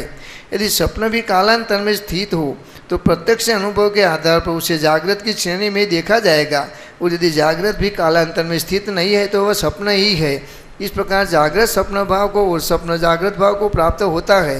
स्वप्न भी स्वप्न काल में स्थिर होने के कारण जागृत भाव को प्राप्त होता है, और जागृत के मनोरथ भी जागृत काल में अस्थिर होने से स्वप्न ही है, क्योंकि वैसा ही बोध होता है। हे रघुनंदन, मैंने तुमसे यह जो कुछ कहा है, जागृत आदि अवस्था का वर्णन किया है, वह सब मन के स्वरूप का निरूपण मात्र है और किसी हेतु या प्रयोजन से यह सब नहीं कहा गया है। माने मन ही जागृत स्वप्न सुषुप्त रूप में भास रहा है, मन ही जगत उत्पत्ति स्थिति लय रूप में भास रहा है, और मैं कैवल्य पर ब्रह्म अखंड सच्चिदानंद हूँ, उसमें मन ही नहीं है, और मन का यह कार्य जागृत स्वप्न सुषुप्ति भी नहीं है, जगत उत्पत्ति स्थिति लय भी नहीं है, परम पद पूर्ण विश्रांति है। आगे ये मन भास रहा है। चलो मन नहीं है तो ये कोई कुछ नहीं भास सकता, मन है तो सब भासता है, मन नहीं है तो कुछ नहीं भासता है। जैसे अग्नि के संपर्क में आने से लोहे का गोला आग बन जाता है, उसी प्रकार दृढ़ निश्चय से युक्त चित्त जिस वस्तु की बारंबार भावना करता है उसी के आकार को प्राप्त हो जाता है। भाव, अभाव, ग्रहण और त्याग सारी प्रतीतियाँ चेतन में मन के द्वारा कल्पित है। ये प्रतीति होती है इसलिए तो ये असत्य नहीं है, और वास्तव में ये है नहीं इसलिए सत्य नहीं है। चित्त की चपलता से ही इनका निर्माण हुआ है। मन मोह का जनक और जगत की स्थिति का कारण है। मलिन मन ही व्यष्टि और समष्टि रूप से इस जगत की कल्पना करता है। संसार की सारी विभूतियाँ एकमात्र मन को जीतने से ही प्राप्त होती है। चित्त जिसकी भावना में तन्मय होता है उसे निसंदेह प्राप्त कर लेता है। सौभाग्यशाली ये श्री राम, मन के द्वारा अभिलषित देश या विषय को शरीर प्राप्त होता है, परंतु शरीर के द्वारा आचरित देश या विषय को मन नियमतः प्राप्त नहीं होता। जैसे सुगंधित पुष्प के भीतर स्थित हुई वायु उसकी घनीभूत सुगंध को प्राप्त कर लेती है, उसी प्रकार मनन से चंचल हुआ मन जिस जिस वस्तु की भावना करता है अथवा जिस जिस वासना से युक्त भाव को अपनाता है उसी के स्वरूप को प्राप्त होता है। हे श्री राम, जैसे गंध के भीतर स्थित हुई वायु गंध रूपता को प्राप्त हो जाती है, उसी प्रकार मन जिस भाव से युक्त होता है उसके बाद उसका वशवर्ती शरीर भी उसी के स्वरूप को प्राप्त हो जाता है।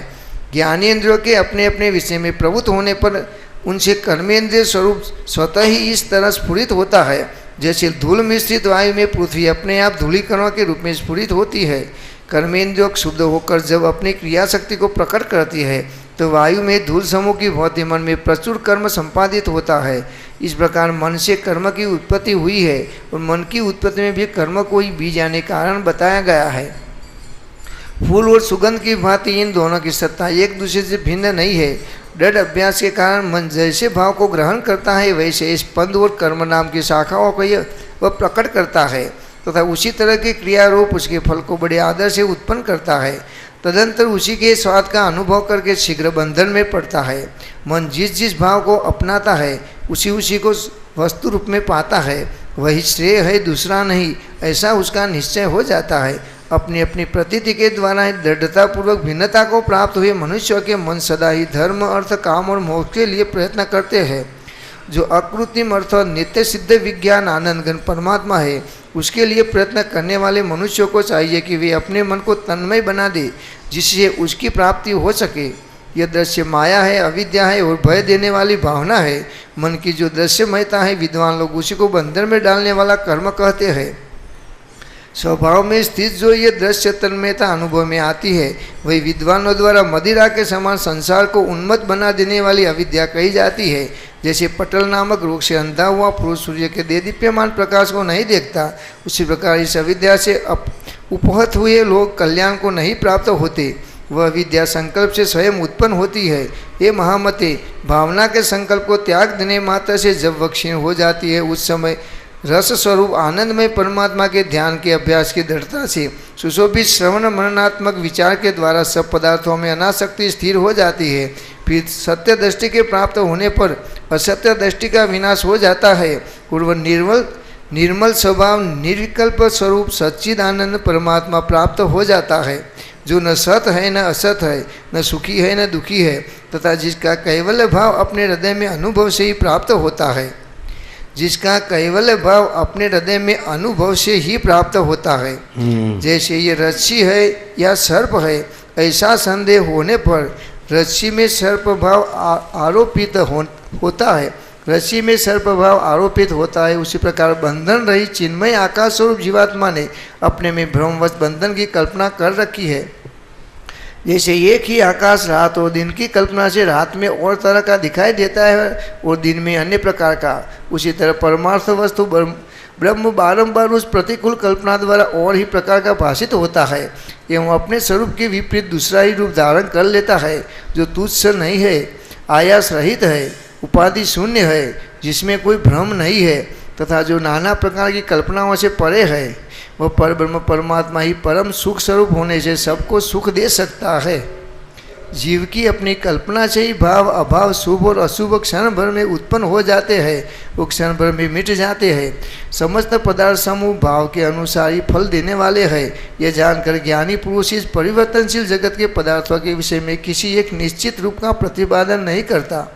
चित्त दृढ़ भावना के द्वारा जिस पदार्थ के विषय में जब तक जैसी निश्चित धारणा बनाए रखता है तब तक उसके वैसे ही परिणाम को वह देखता या अनुभव करता है। हे रघुनंदन, वह सत्य ब्रह्म ही है अथवा परमात्मा से अभिन्न है, ऐसा अपने मन में निश्चय करके तुम अपनी बुद्धि के द्वारा उस अनादि अनंत परमात्मा का अपने आप में ही अनुभव करो। मैं ही वह परब्रह्म परमात्मा हूँ, ऐसा अनुभव करो। मैं ही वह परब्रह्म परमात्मा हूँ, ऐसा अनुभव करो, है ना। मैं ही वह परब्रह्म परमात्मा हूँ, ऐसा अनुभव करो, है ना।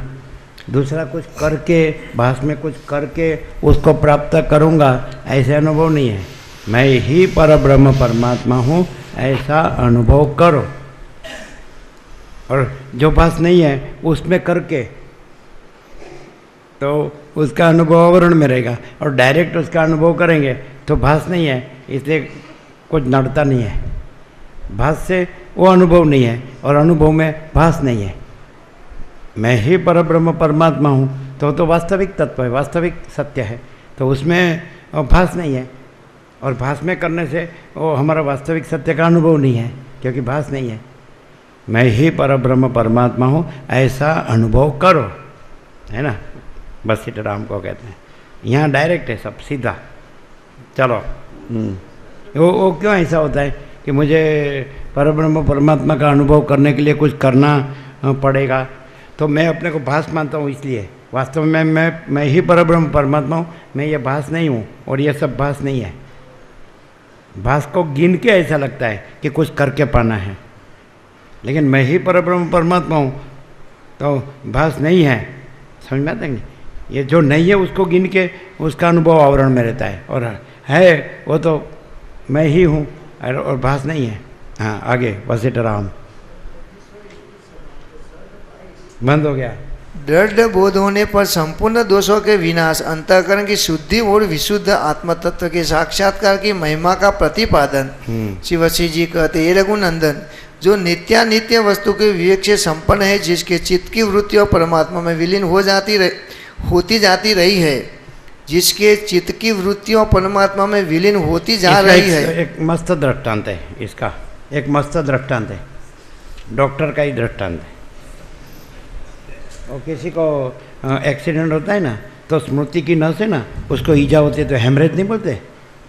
हेमरेज में फिर उसको ट्रीटमेंट दी जाती है, तो थोड़ा तो वो सब देखता है, सुनता है, बोलता है, लेकिन उसकी स्मृति की नस है ना, वो बंद है, इसलिए वो किसी को पहचानता नहीं है कि मैं कौन हूँ। उसके घर वाला है क्या कि उसका पूरा सर्कल जो था ना परिचित सब, तो उसको पहचानता नहीं है। ऐसा होता है कि नहीं? हेमरेज में कैसा होता है? हेमरेज में वो अपने जो है उसको भी नहीं पहचानता है, मैं कौन हूँ वो भी वो नहीं जानता है। और उसके कोई भी लाओ ना, घर वाले या कुटुंब ज्ञाति समाज देश दुनिया वाले जो जिसके साथ वो रहा था और सब किया था, तो उसको भी नहीं पहचानेगा। है हेमरेज में ऐसा होता है कि नहीं? समझ में नहीं आता है क्या? और फिर उसको धीरे धीरे उसकी ट्रीटमेंट होती है ना, तो वो स्मृति की नस बराबर ठिकाने आ जाती है, खुल जाती है ना, तो फिर वो सबको पहचानता है। ऐसा नहीं? हेमरेज रिपेयर हो जाता है तो फिर वो पहले के जैसे ही सबको पहचानता है कि नहीं? बराबर नहीं है क्या? तो यदि आप ऐसे अभी ऐसे जानते हैं कि ये मैं हूँ, ये सब है, नहीं समझ में आता है, तो आपको हेमरेज हुआ है और ये रिपेयरिंग चालू है। और यदि आप फिर हेमरेज रिपेयर हो जाएगा, मैं कैवल्य परब्रह्म अखंड सच्चिदानंद हूँ, तो ये मैं और ये सब ये कुछ नहीं। क्लियर नहीं क्या? डॉक्टर को मालूम। ऐसा ही है ना? नहीं समझ में आया?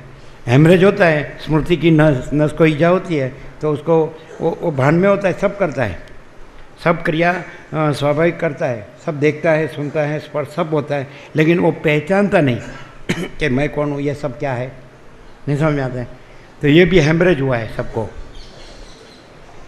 सब पहचानते नहीं है मैं कैवल्य परब्रह्म अखंड सच्चिदानंद हूँ, है कि नहीं? हेमरेज रिपेयर हो जाता है तो हाँ, मैं कैवल्य परब्रह्म अखंड सच्चिदानंद हूँ। क्लियर नहीं क्या? ऐसा ही है ना? आगे बढ़ो।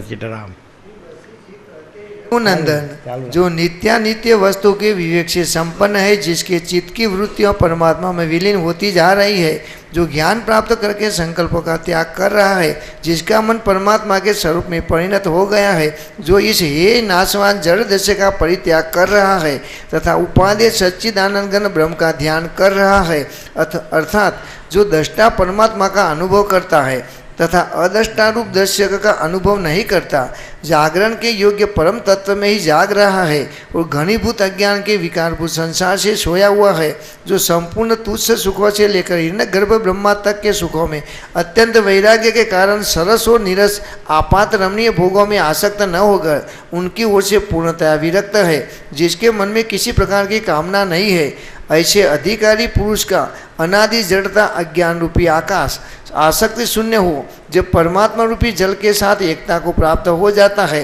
वो धूप में बर्फ की भांति पूर्णतः विगलित हो जाता है। वर्षा काल बीत जाने पर जैसे तरंग युक्त जल से चंचल मध्य भाग की लहराती हुई नदियों धीरे धीरे सूखने लगती है, उसी प्रकार जब विषय रूपी तरंगों से युक्त तृष्णाएं शांत हो जाती है तथा जैसे चूहे चिड़ियों के जाल काट देते हैं, उसी प्रकार जब तीव्र वैराग्य से संसार वासना रूपी जाल टूट जाता है और हृदय की गांठें ढीली पड़ जाती है, तब जैसे निर्मली को पीसकर जल में डालने से जल स्वच्छ हो जाता है, उसी तरह विज्ञान के प्रभाव से अंतःकरण विशुद्ध होकर प्रसन्न हो जाता है। जैसे वायु के शांत होने पर समुद्र में निश्चलता रूप समता आ जाती है, उसी प्रकार मन के शांत होने पर सब जगह सर्वोत्तम शांति पैदा करने वाली अज्ञान रूपी मल से रहित उन्नत समदर्शिता का उदय होता है। इस विषय में अधिक कहने से क्या लाभ? जिसने जानने योग्य परमात्मा तत्व को जान लिया है, वह परम बुद्धिमान पुरुष वायु आदि चारों भूतों से रहित आकाश कोश के समान न उत्पन्न होता है और न नष्ट होता है। मैं कौन हूँ, ये जगत दृश्य कैसे हुआ, इन सब बातों का जब तक विवेकपूर्वक विचार नहीं किया जाता, तभी तक ये अंधकार के समान संसार का आडंबर खड़ा है। मिथ्या भ्रम समूह से उत्पन्न ये शरीर आपत्तियों का घर है। जो आत्मा भावना के द्वारा इस दृश्य को नहीं देखता, अर्थात जो यह दृश्य नहीं है सब कुछ आत्मा ही है ऐसा देखता है, वह यथार्थ रूप से देखने वाला है। जो देश और काल व शरीर से उत्पन्न हुए सुख दुखों को भ्रम रहित दृष्टि से ये मेरे नहीं है इस तरह देखता है, वही यथार्थ दृष्टा है। जो असीम आकाश, दिशा और काल आदि है तथा उसमें वर्तमान जो परिच्छिन्न क्रियाओं से युक्त वस्तु है, वह सब मैं ही हूँ, इस प्रकार जो सब में अपने आत्मा को ही देखता है, वही वास्तव में देखने वाला है। सर्वशक्तिमान अनंतात्मा संपूर्ण पदार्थों में स्थित एकमात्र अद्वितीय चेतन परमात्मा ही सर्वत्र विराजमान है। ऐसा जो अपने हृदय के भीतर देखता है, वही वास्तव में देखता है। जो विद्वान आदि व्याधि जन्म जरा और मृत्यु से युक्त इस देह को अपना स्वरूप नहीं मानता, मैं देह हूँ ऐसा नहीं देखता, वही यथार्थदर्शी है।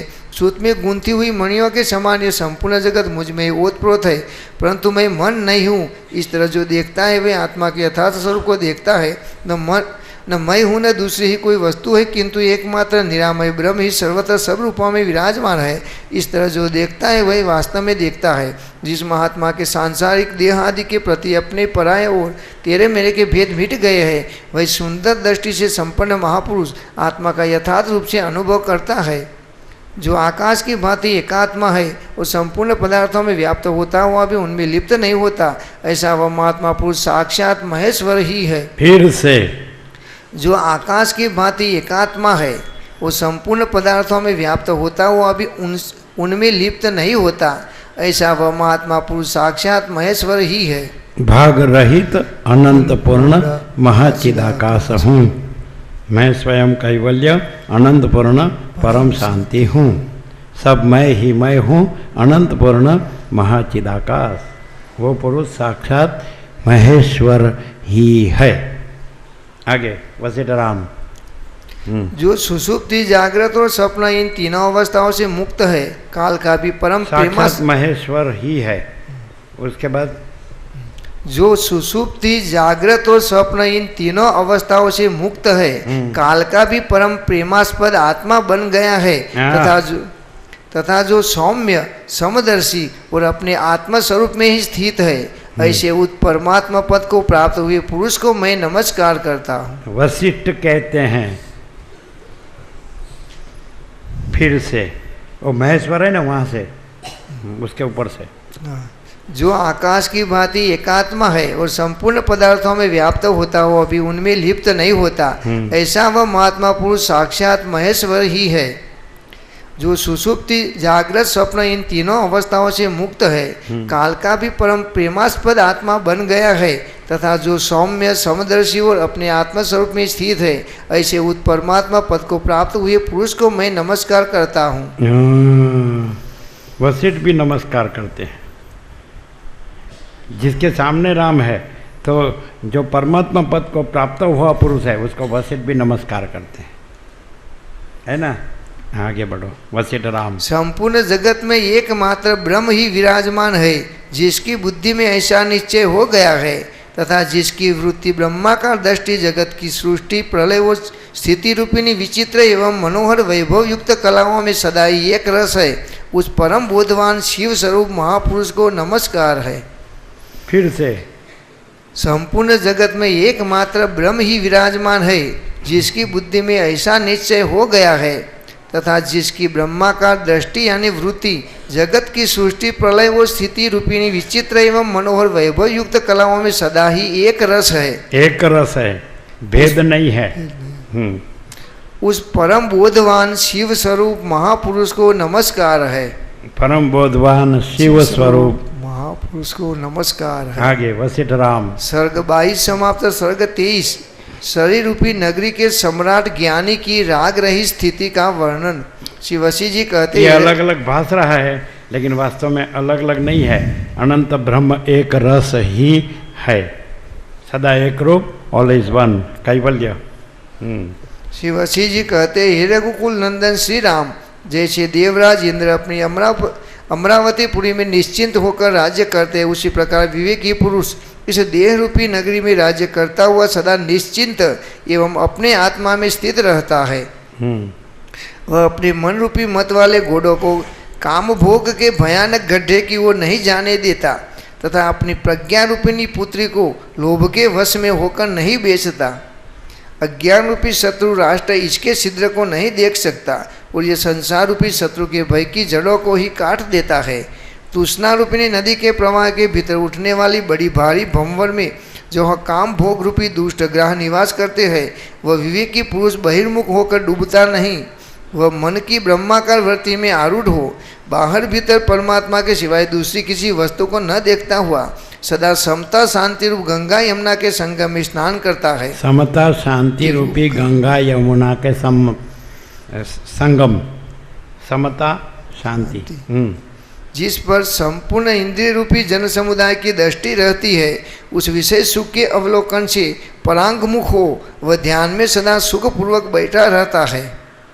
सर्वव्यापक होकर भी इस शरीर रूपी नगरी में स्थित आत्मा रूपी पुरुष विश्व की कल्पना द्वारा निर्मित विविध भोगों का प्रारब्ध अनुसार उपभोग करके अपने स्वरूपभूत परम पुरुषार्थ को प्राप्त होता है। समस्त पदार्थों की क्रिया से विमुख रहने वाला वह विवेकी पुरुष व्यवहार दृष्टि से कर्म करता हुआ भी परमार्थ दृष्टि से कुछ नहीं करता, क्योंकि वह संपूर्ण व्यावहारिक कार्यों का कर्तापन के अभिमान से रहित होकर सम्यक रूप से अनुष्ठान करता है। उस शरीर नगरी में रहकर हृदय पुंडरीक में आरूढ़ हो वह सदा शांति रूप शीतल शरीर वाली लोक सुंदर मैत्री रूपिणी अपनी प्रिया के साथ नित्य रमण करता है। जैसे चंद्रमा के अगल बगल में चित्त को आह्लादित करने वाली विशाखा नामक दो ताराएं स्थित होती है, इसी तरह विवेकी पुरुष के दोनों पार्श्व भागों में सत्यता और समता नाम की दो कांताएं सम्यक रूप से विराजमान होती है, जो चित्त को आह्लाद प्रदान करने वाली है। जैसे संपूर्ण कलाओं से युक्त उस समस्त शोभा संपत्ति से सुंदर प्रतीत होने वाले पूर्णिमा के चंद्रमा चिरकाल तक संपूर्ण दिशाओं को अपनी सुधामय किरणों से पूर्ण करके प्रकाशित होते हैं, उसी प्रकार जिसके सारे मनोरथ चिरकाल के लिए परिपूर्ण हो गए हैं, जो सर्वात्म भाव रूप संपत्ति से सुंदर दिखाई देता है, वह आत्मकाम तत्ववेता पुरुष निरंतर अपने प्रकाश से प्रकाशित होता है। चंद्रमा तो पुनः क्षीण होने के लिए प्रकाशित होते हैं, परंतु तत्वज्ञ फिर क्षीण नहीं होता, वह अखंड एक रस भाव से अपने स्वरूप में प्रतिष्ठित रहने के लिए प्रकाशित होता है। अखंड एक रस अपने स्वरूप में, वह अखंड एक रस भाव से अपने स्वरूप में प्रतिष्ठित रहने के लिए प्रकाशित होता है। जैसे बिना किसी प्रयत्न के स्वतः प्राप्त हुए तथा व्यर्थ पदार्थों में मनुष्य की दृष्टि आसक्ति शून्य होकर ही पड़ती है, उसी प्रकार विवेकी पुरुष की बुद्धि सांसारिक कार्यों में भी राग शून्य ही रहती है। फिर से जैसे बिना किसी प्रयत्न के स्वतः प्राप्त हुए तथा व्यर्थ पदार्थों में मनुष्य की दृष्टि आसक्ति शून्य होकर ही पड़ती है। व्यर्थ पदार्थों को जैसे देखते हैं तो उसमें आसक्ति नहीं होती है, वैसे व्यर्थ संसार को देखते हैं तो उसमें आसक्ति नहीं होती है। स्वतः प्राप्य, अपने आप प्राप्य व्यर्थ पदार्थ को देखने से अपने आप प्राप्य नहीं मांगने पर भी जो मिलता है और वो व्यर्थ पदार्थ है तो उसमें आसक्ति नहीं होती है। वैसे अपने आप प्राप्य ये जीव जगत भास है ना, अपने आप है ना प्राप्य, स्वतः प्राप्य, फिर भी वो व्यर्थ पदार्थ, इसलिए उसमें आसक्ति, भास व्यर्थ पदार्थ है इसलिए उसमें आसक्ति नहीं होती है। फिर से स्वतः प्राप्य व्यर्थ पदार्थ में जैसे आसक्ति नहीं होती है। फिर से जैसे बिना किसी प्रयत्न के स्वतः प्राप्त हुए तथा व्यर्थ पदार्थों में मनुष्य की दृष्टि आसक्ति शून्य होकर ही पड़ती है। देखता है लेकिन वो कुछ लगता नहीं है। वैसे ज्ञानी ये सब देखता है लेकिन वो कुछ लगता नहीं है। जिसमें मोह है उसको ये सब लगता है कि नहीं, और जिसमें आत्मज्ञान है उसको ये दिखता है लेकिन व्यर्थ है, इसलिए मोह नहीं होता है, उसकी दृष्टि में आसक्ति नहीं होती है। हाँ, क्लियर है कि नहीं? हाँ, आगे वशिष्ठ राम। उसी प्रकार विवेकी पुरुष की बुद्धि सांसारिक कार्यों में भी राग शून्य ही रहती है। राग शून्य, राग में रंज धातु है तो उसको सांसारिक पदार्थों का रंग नहीं लगता है क्योंकि वो व्यर्थ है, इसलिए उसको उसका रंग नहीं लगता है। मोह है वो उसमें रंग जाता है। आगे वशिष्ठ राम। इंद्रियों को प्रारब्धवश माने जो व्यर्थ है उसको सारभूत लगता है इसलिए वो उसमें रंग जाता है, और ज्ञानी को वो असार है इसलिए वो उसमें नहीं रंग जाता है, मुक्त रहता है। क्लियर कि नहीं? दिखता तो दोनों का है। ये संसार जो भास, जो व्यर्थ पदार्थ ज्ञानी को भी भासता है, अज्ञानी को भी भासता है, लेकिन ज्ञानी को नहीं है ऐसे भासता है और अज्ञानी को है, इसमें कुछ है ऐसे भासता है, इसलिए वो उसमें मरता है। और ज्ञानी अपने स्वरूप में परम शांति में रहता है। क्लियर नहीं है क्या? क्लियर नहीं है ना? क्लियर? दोनों को भासता है लेकिन एक को ये कुछ नहीं है ऐसे भासता है और एक को इसमें कुछ है ऐसे भासता है, इसलिए वो उसके पीछे दौड़ता है और मरता है। और ये कुछ नहीं है इसलिए अपने स्वरूप में परम शांति में रहता है। यही डिफरेंस है। चलो वशिष्ठ राम। इंद्रियों को प्रारब्धवश जो न्यायुक्त विषय प्राप्त होते हैं उनका तो वह कभी निवारण नहीं करता और वह प्राप्त वस्तु को प्राप्त करने का प्रयत्न भी नहीं करता। प्रारब्धवश जो कुछ मिल जाए उसी में संतुष्ट रहता है। इस प्रकार ज्ञानी अपने आप में परिपूर्ण रहता है। जैसे मोर पंखों के आघात, ज्ञानी अपने आप में परिपूर्ण रहता है। ज्ञानी अपने आप में परिपूर्ण रहता है। मैं स्वयं अनंत पूर्ण परब्रह्म हूँ, स्वप्रकाश। मैं स्वयं अनंत पूर्ण परब्रह्म हूँ, स्वप्रकाश। ज्ञानी अपने आप में परिपूर्ण रहता है। भास हुआ नहीं, है नहीं, होगा नहीं, होता नहीं, इसलिए वो कुछ नहीं है ऐसे भासता है, लेकिन वो कुछ नहीं है, कोई हुआ नहीं है नहीं, ऐसे समझ में आता है ना। और अपने स्वरूप में परिपूर्ण रहता है। हाँ, आगे वशिष्ठ राम। जैसे मोर पंखों के आघात पर्वत को कंपित नहीं कर सकते, उसी प्रकार ज्ञानी को अप्राप्त वस्तु की प्राप्ति के लिए होने वाली चिंताएं और प्रतिकूल प्राप्त वस्तु के लिए पश्चाताप विचलित नहीं करते। फिर से जैसे मोर पंखों के आघात पर्वत को कंपित नहीं कर सकते, उसी प्रकार ज्ञानी को अप्राप्त वस्तु की प्राप्ति के लिए होने वाली चिंताएं और प्रतिकूल प्राप्त वस्तु के लिए पश्चाताप विचलित नहीं करते। माने भास में कुछ अनुकूल प्रतिकूल नहीं लगता है, क्योंकि भास कुछ नहीं है, इसलिए ऐसा नहीं लगता है कि ये भला है, ये बुरा है, ये बड़ा है, ये छोटा है, वो कुछ है ही नहीं, और अपने आप में ही परिपूर्ण रहता है कि नहीं। हाँ, जिसके सारे उसको श्रुति में आप काम, पूर्ण काम, आत्माराम कहा है, उपनिषद में कहा है। ज्ञानी कैसा है? तो आप्त काम, पूर्ण काम, आत्माराम, ऐसा कहा है। और गीता में भी 3 अध्याय कर्मयोग के 17वें और 18वें श्लोक में वो पूरा उसका लक्षण है। यस्त्वात्मरतिरेव स्यादात्मतृप्तश्च मानव आत्मन्येव च संतुष्टः तस्य कार्यं न विद्यते नैव तस्य कृतेनार्थो न कृतेनः कश्चन न चास्य सर्वभूतेषु कश्चिदर्थ व्यपाश्रयः। जो आत्मरति है, जो आत्मतृप्त है, जो आत्मसंतुष्ट है, उसको कोई कार्य नहीं रहता है। कार्य माने भास, उसको ये कोई जीव जगत भास नहीं रहता है। नैव तस्य कृतेनार्थो, ये भास में जो कुछ नहीं है, हुआ नहीं है नहीं, ऐसे भास में न एव तस्य कृतेनार्थो, उसको करके कोई प्रयोजन नहीं है। नैव तस्य कृतेनार्थो न कृतेनः कश्चन न अकृतेन इह कश्चन। इस भासरूप संसार में जो हुआ नहीं है नहीं, तो उसमें न करके भी कुछ प्रयोजन नहीं है, करके भी कुछ प्रयोजन नहीं है, न करके भी कुछ प्रयोजन नहीं है। न चास्य सर्वभूतेषु कश्चिदर्थ व्यपाश्रय। ब्रह्मा से ये 3 के पर्यंत, मिट्टी के ढेले पर्यंत किसी का भी आश्रय लेके, ये भास कुछ नहीं है, हुआ नहीं है नहीं, और किसी का भी आश्रय लेके कुछ भी प्रयोजन सिद्ध करना नहीं है कि नहीं? गीता कर्मयोग 17 और 18। यस्त्वात्मरतिरेव स्यादात्मतृप्तश्च मानव आत्मन्येव च संतुष्टः तस्य कार्यं न विद्यते नैव तस्य कृतेनार्थो न कृतेनः कश्चन न चास्य सर्वभूतेषु कश्चिदर्थ व्यपाश्रयः। मैं कैवल्य परब्रह्म अखंड सच्चिदानंद हूँ, है कि नहीं? भाग रहित अनंत पूर्ण महाचिदाकाश हूँ, है ना? सब मैं हूँ, अनंत पूर्ण महाचिदाकाश। मैं स्वयं कैवल्य अनंत पूर्ण परम शांति हूँ।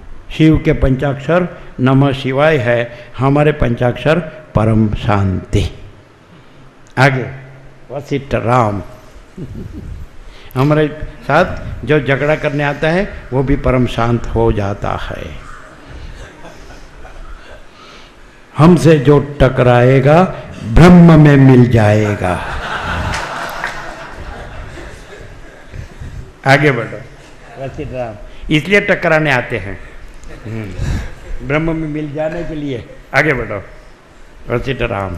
जिसके सारे संदेह निवृत्त हो गए हैं, भोग संबंधी सारी उत्सुकता विनष्ट हो गई है तथा काल्पनिक शरीर क्षीण हो गया है, वह ज्ञानी पुरुष सम्राट के समान विराजमान होता है। फिर से, जिसके सारे संदेह निवृत्त हो गए हैं, भोग संबंधी सारी उत्सुकता विनष्ट हो गई है तथा काल्पनिक शरीर क्षीण हो गया है, वह ज्ञानी पुरुष सम्राट के समान विराजमान होता है। अरे उसके पास कुछ नहीं है, वो सम्राट कैसा? प्रचुर राज्य भोगो लक्ष्मी वाला ही सम्राट कहलाता है ना। जो अपने स्वरूप में जागृत नहीं है, उसको भास का कितना भी प्राप्य हो वो कुछ भी नहीं है। और जो अपने पूर्ण ब्रह्म स्वरूप में स्थित है, उसको भास में कुछ भी न हो तो वो भी अनंत पूर्ण है कि नहीं? स्वरूप से जो पूर्ण है वो पूर्ण है, भास से जो कितना भी है वो कुछ नहीं है। जहाँ सब कुछ है वहाँ कुछ भी नहीं है, जहाँ कुछ भी नहीं है वहाँ सब कुछ है। आगे वशिष्ठ राम जो देखो बंद कर दिया। जैसे अपार अनंत क्षीरसागर अपने आप में ही परिपूर्ण है, उसी प्रकार अपरिच्छिन्न आत्मज्ञानी अपने आप में ही नहीं समाता। अर्थात जैसे अपार अनंत क्षीरसागर अपने आप में ही परिपूर्ण है, उसी प्रकार अपरिच्छिन्न आत्मज्ञानी अपने आप में ही नहीं समाता, अर्थात अपने आप में ही परिपूर्ण है और आत्मा से आत्मा में ही रमण करता है।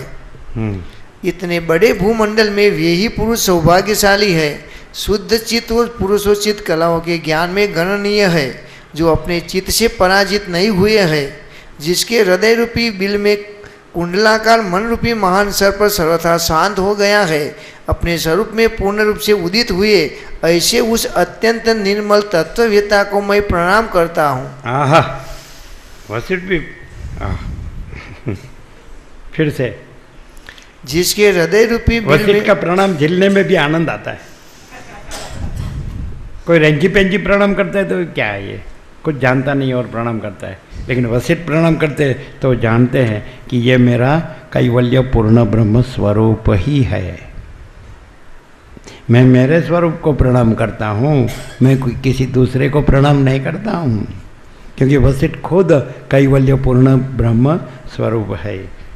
तो वो जहाँ अपना कैवल्यपूर्ण ब्रह्म स्वरूप देखते हैं वहाँ प्रणाम करते हैं।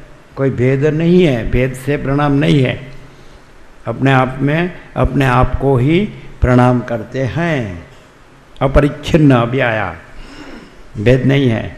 मैं स्वयं कैवल्य अनंत अखंड भेद ही हूँ। आगे वशिष्ठ राम फिर से, जिसके हृदय रूपी बिल में कुंडलाकार मन रूपी महान सर्प सर्वथा शांत हो गया है, मन नहीं है, अपने स्वरूप में पूर्ण रूप से उदित हुए, ऐसे उस अत्यंत निर्मल तत्ववेता को मैं प्रणाम करता हूँ।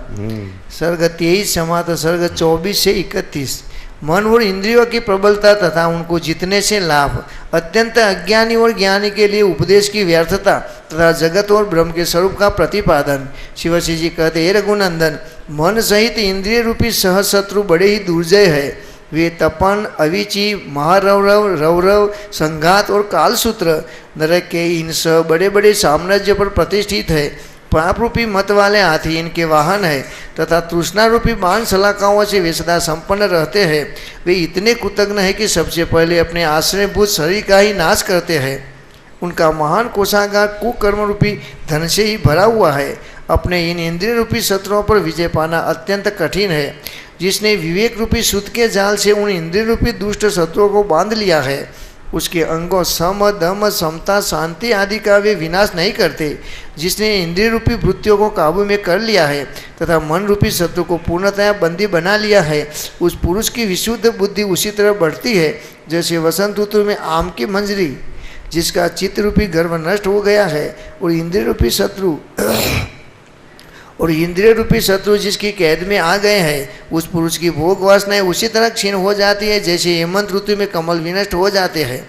जब तक एकमात्र परमात्मा तत्व के दृढ़ अभ्यास द्वारा मन पर विजय नहीं पा ली जाती, तभी तक मध्य रात्रि में नाचने वाले वेतालों की तरह हृदय में वासनाएं उछल कूद मचाई रहती है। मैं समझता हूँ कि विवेकी पुरुष का यही मन विवेक के द्वारा अभीष्ट कार्य करने में भृत्य, मंत्रणा द्वारा उत्तम कार्य करवाने से मंत्री और सब ओर से इंद्रियों पर आक्रमण करने के कारण सामंत बन जाता है। मन रूपी मंत्री शास्त्रविद शुभ कर्म में प्रवृत्त हुए पुरुष को उन निष्काम कर्मों के करने के लिए सलाह देता है और जो जन्म मृत्यु रूपी वृक्ष को काटने के लिए कुठार के समान है तथा भविष्य में होने वाले अभ्युदय यानी निरति से आनंद की प्राप्ति के कारण है, किंतु जिसे जगत की सत्यता का पूर्ण निश्चय है वह अत्यंत मूढ़ है। उस अत्यंत मूढ़ पुरुष के प्रति यदि जगत की असत्यता का प्रतिपादन किया जाए तो ये उपदेश वह शोभा नहीं पाता, उसके मन को अच्छा नहीं लगता। परमात्मा तत्व के विचार का अभ्यास किए बिना जगत की सत्यता के अनुभव का अपलाव यानी निराकरण नहीं हो सकता। इस संसार में किसी का भी जो निश्चय अंतःकरण में जड़ जमा कर सुदृढ़ हो गया है, वह शास्त्रोक्त परमार्थ तत्व का अभ्यास किए बिना कदापि नष्ट नहीं होता। जो अनधिकारी के प्रति ऐसा उपदेश देता है कि यह जगत मिथ्या है, केवल ब्रह्म सत्य है, उस पुरुष को उन्मत्त के समान समझकर इस जगत के उन्मत्त और मूढ़ मनुष्य उसकी पूरी हंसी उड़ाते हैं। किंतु जो मदिरा पीकर मत वाला हो गया है, जो मदिरा से दूर रहने के कारण मदमत्त नहीं हुआ है, उन दोनों की कहाँ एकता होती है। जैसे अंधकार और प्रकाश को समझने में, छाया और धूप को पहचानने में कोई बाधा नहीं आती, उसी प्रकार ज्ञानी व अज्ञानी के विषय में भी समझना चाहिए। बुद्ध के विषय में ज्ञानी व अज्ञानी की कभी एकता नहीं हो सकती। अज्ञानी को कितने ही यत्न से क्यों न समझाया जाए, उसे बाहर भीतर जो संसार की सत्यता का अनुभव हो रहा है, उसका वह सत्य अधिष्ठान रूप ब्रह्म में उसी प्रकार बाध नहीं कर सकता जैसे शव अपने पैरों चल नहीं सकता। अध्यस्त वस्तु का बाध किए बिना अधिष्ठान तत्व का बोध नहीं हो सकता, इसलिए उसे बोध का उपदेश देना व्यर्थ है। यह जगत संपूर्ण जगत ब्रह्म है, ऐसा उपदेश उस मनुष्य के प्रति देना उचित नहीं है जो अत्यंत अज्ञानी है, क्योंकि उस अज्ञानी ने तप और विद्या आदि के अनुभव से होने वाले संस्कार का अभाव होने के कारण सदा उस लोक प्रसिद्ध देहात्म भाव का ही अनुभव किया है। कभी भी असंसारी आत्म भाव का उसे अनुभव नहीं हुआ। ये श्री राम, जिसको थोड़ा थोड़ा ज्ञान है उस पुरुष के प्रति ही ये उपदेशवाणी सुशोभित यानी सफल होती है। जो पुरुष पूर्ण ज्ञानी है उसको तो मैं हूँ इस प्रकार अहंकारास्पद रूप से विचार करने के लिए कुछ भी नहीं है। फिर से जिसको थोड़ा थोड़ा ज्ञान है, थोड़ा थोड़ा नहीं, पूर्ण ज्ञानी। जो पुरुष पूर्ण ज्ञानी है उसको तो मैं हूँ इस प्रकार अहंकारास्पद रूप से विचार करने के लिए कुछ भी नहीं है। हाँ, पूर्ण ज्ञानी में ये मैं है ही नहीं। फिर से, जो पुरुष पूर्ण ज्ञानी है उसको तो मैं हूँ इस प्रकार अहंकारास्पद रूप से विचार करने के लिए कुछ भी नहीं है। मैं हूँ ऐसा विचार करने के लिए कुछ भी नहीं है। वो कैसे ऐसा विचार करे कि मैं हूँ? यह मैं नहीं है। फिर क्या है? मैं कैवल्य पूर्ण ब्रह्म हूँ, पूर्ण ब्रह्म स्वरूप हूँ, तो वो पूर्ण ज्ञानी है। यह मैं नहीं है, तो फिर शेष क्या रह गया? है तो सही, कुछ तो है।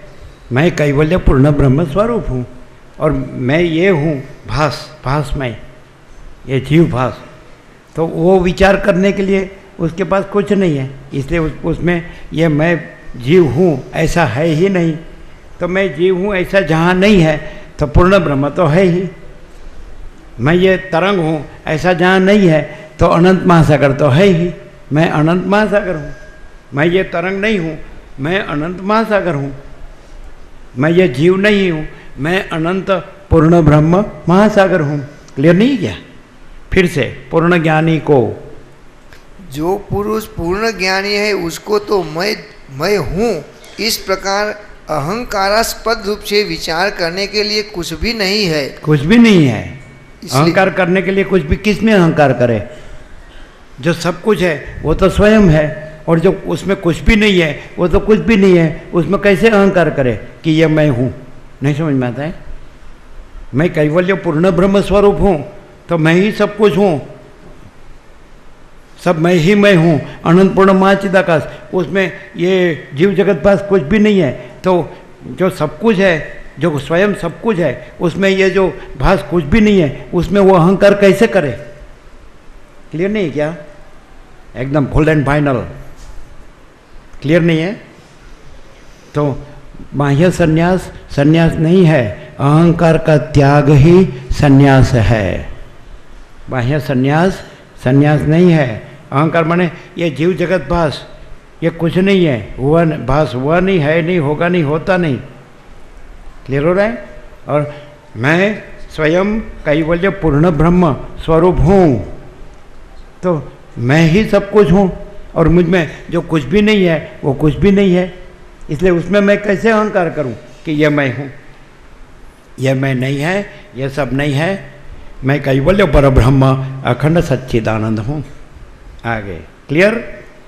कुछ करना नहीं है। हाँ, जो नहीं है वो मैं कहना नहीं है। जो ये नहीं है उसको मैं कहना नहीं है।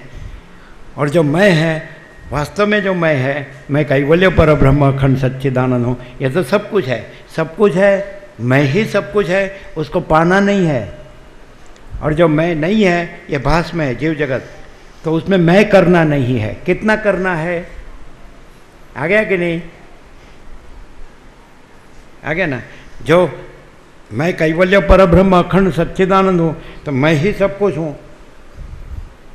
इसके ऊपर कुछ नहीं, इसके सिवा कुछ नहीं, इसमें दूसरा कुछ नहीं, इसमें होता कुछ नहीं। इसलिए ये सच्चा मैं के लिए, मैं कैवल्य पर ब्रह्म के लिए कुछ भी करना पाना जानना नहीं है। और उसमें ये जीव जगत भास, ये मैं, ये और ये सब, ये कुछ नहीं है, सब कुछ नहीं है, उसमें मैं करना नहीं है। क्लियर नहीं है क्या? तो जो सच्चा मैं है उसमें भी कुछ करना पाना जानना नहीं है, और जो झूठा मैं है उसमें भी कुछ करना पाना जानना नहीं है। इसमें कितना करना है? इतना ही करना है कि कुछ भी नहीं करना है। क्लियर नहीं है क्या? मैं कैवल्य पर ब्रह्म अखंड सच्चिदानंद हूँ, तो उसमें भी कुछ भी नहीं करना है। और ये मैं, ये भास जो हुआ नहीं, है नहीं, होगा नहीं, होता नहीं, जीव जगत, तो उसमें भी वो कुछ नहीं है, उसमें भी कुछ करना पाना जानना नहीं है। इसलिए उतना ही करना है कि कुछ भी नहीं करना है। क्लियर नहीं क्या? आगे वशिष्ठ राम। इसलिए वह भी उपदेश देने के योग्य नहीं है। कौन? फिर से, पूर्ण ज्ञानी उपदेश के योग्य नहीं है। जो पुरुष पूर्ण ज्ञानी है उसको तो मैं हूँ इस प्रकार अहंकारास्पद रूप से विचार करने के लिए कुछ भी नहीं है, इसलिए वह भी उपदेश देने के योग्य नहीं है। देखो, उपदेश देने के योग्य नहीं है। क्यों? कि उसको कुछ करना पाना जानना नहीं। आप बोले ना बहुत कुछ करना है, कुछ करना नहीं है, इसलिए वो भी उपदेश के योग्य नहीं है ना।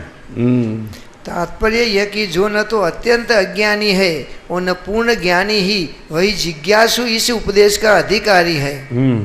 जो शुद्ध बुद्धि से युक्त ज्ञानी पुरुष निरंतर यह अनुभव करता है कि यह सब कुछ शांत परब्रह्म ही है, उसके इस अनुभव का बाद कैसे हो सकता है?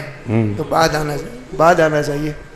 बाद फिर से ये बोध है ना, उसमें बाद शब्द होना चाहिए। हाँ, फिर से। जो शुद्ध बुद्धि से युक्त ज्ञानी पुरुष निरंतर यह अनुभव करता है कि यह सब कुछ शांत परब्रह्म ही है, उसके इस अनुभव का बाद कैसे हो सकता है? बाद माने वो अनुभव को कोई नकार नहीं सकता है, नहीं है। वो अनुभव सच्चा है कि इस वास्तव में यह सब परब्रह्म है। आत्मा में परब्रह्म के अतिरिक्त दूसरी कोई वस्तु है ही नहीं। सोने में अंगूठी आदि की तरह आत्मा में अन्य किसी की प्राकृतिक सत्ता भी नहीं है। मूढ़ पुरुष मिथ्या अहंकारमय है और सुंदर बुद्धि से युक्त ज्ञानी एकमात्र सत्य आत्मस्वरूप है। इन दोनों के स्वभाव के अंतर का निराकरण कहीं नहीं हो सकता। जो सर्वत्र व्याप्त शांत शुद्ध चेतन आकाशवत निर्विकार निर्मल तथा उत्पत्ति विनाशी रहित है, वह ज्ञान स्वरूप परब्रह्म ही परमार्थ सत्य है। जो सर्वत्र व्याप्त शांत शुद्ध चेतन आकाशवत निर्विकार निर्मल तथा उत्पत्ति विनाशी रहित, वह ज्ञान स्वरूप परब्रह्म ही परमार्थ सत्य है। जिसके नेत्र तिमिर रोग से पीड़ित है, उसकी स्वाभाविक दृष्टियाँ ही आकाश में केशों के वर्तुलाकार गोलों की तरह प्रतीत होती है। उसी तरह चिन्मय परमात्मा में ये सृष्टि और प्रतिभाषित होती है। यह चिदाकाश स्वरूप सत्यात्मा अपने आप को जैसा समझता है, क्षण भर में वैसा ही अनुभव करने लगता है। उसके दृष्टि बल से असत्य वस्तु भी क्षण भर में सत्य सी प्रतीत होने लगती है। जैसे मरुभूमि में सूर्य की किरणों के ताप को ही मृग जल या मृग तृष्णा नाम दिया गया है, उसी प्रकार जो आकाश की जो निराकार है, उस आकाश रूप चिन्मय परमात्मा के अपने सप्ततुल्य प्रतिभास का ही जो वास्तव में शून्य है जगत नाम रखा गया है।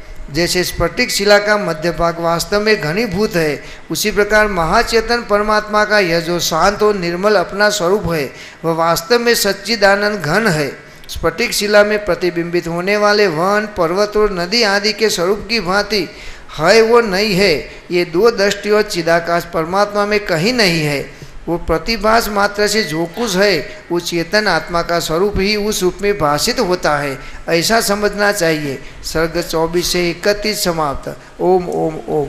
आद्य परब्रह्म सद्गुरु देव की जय।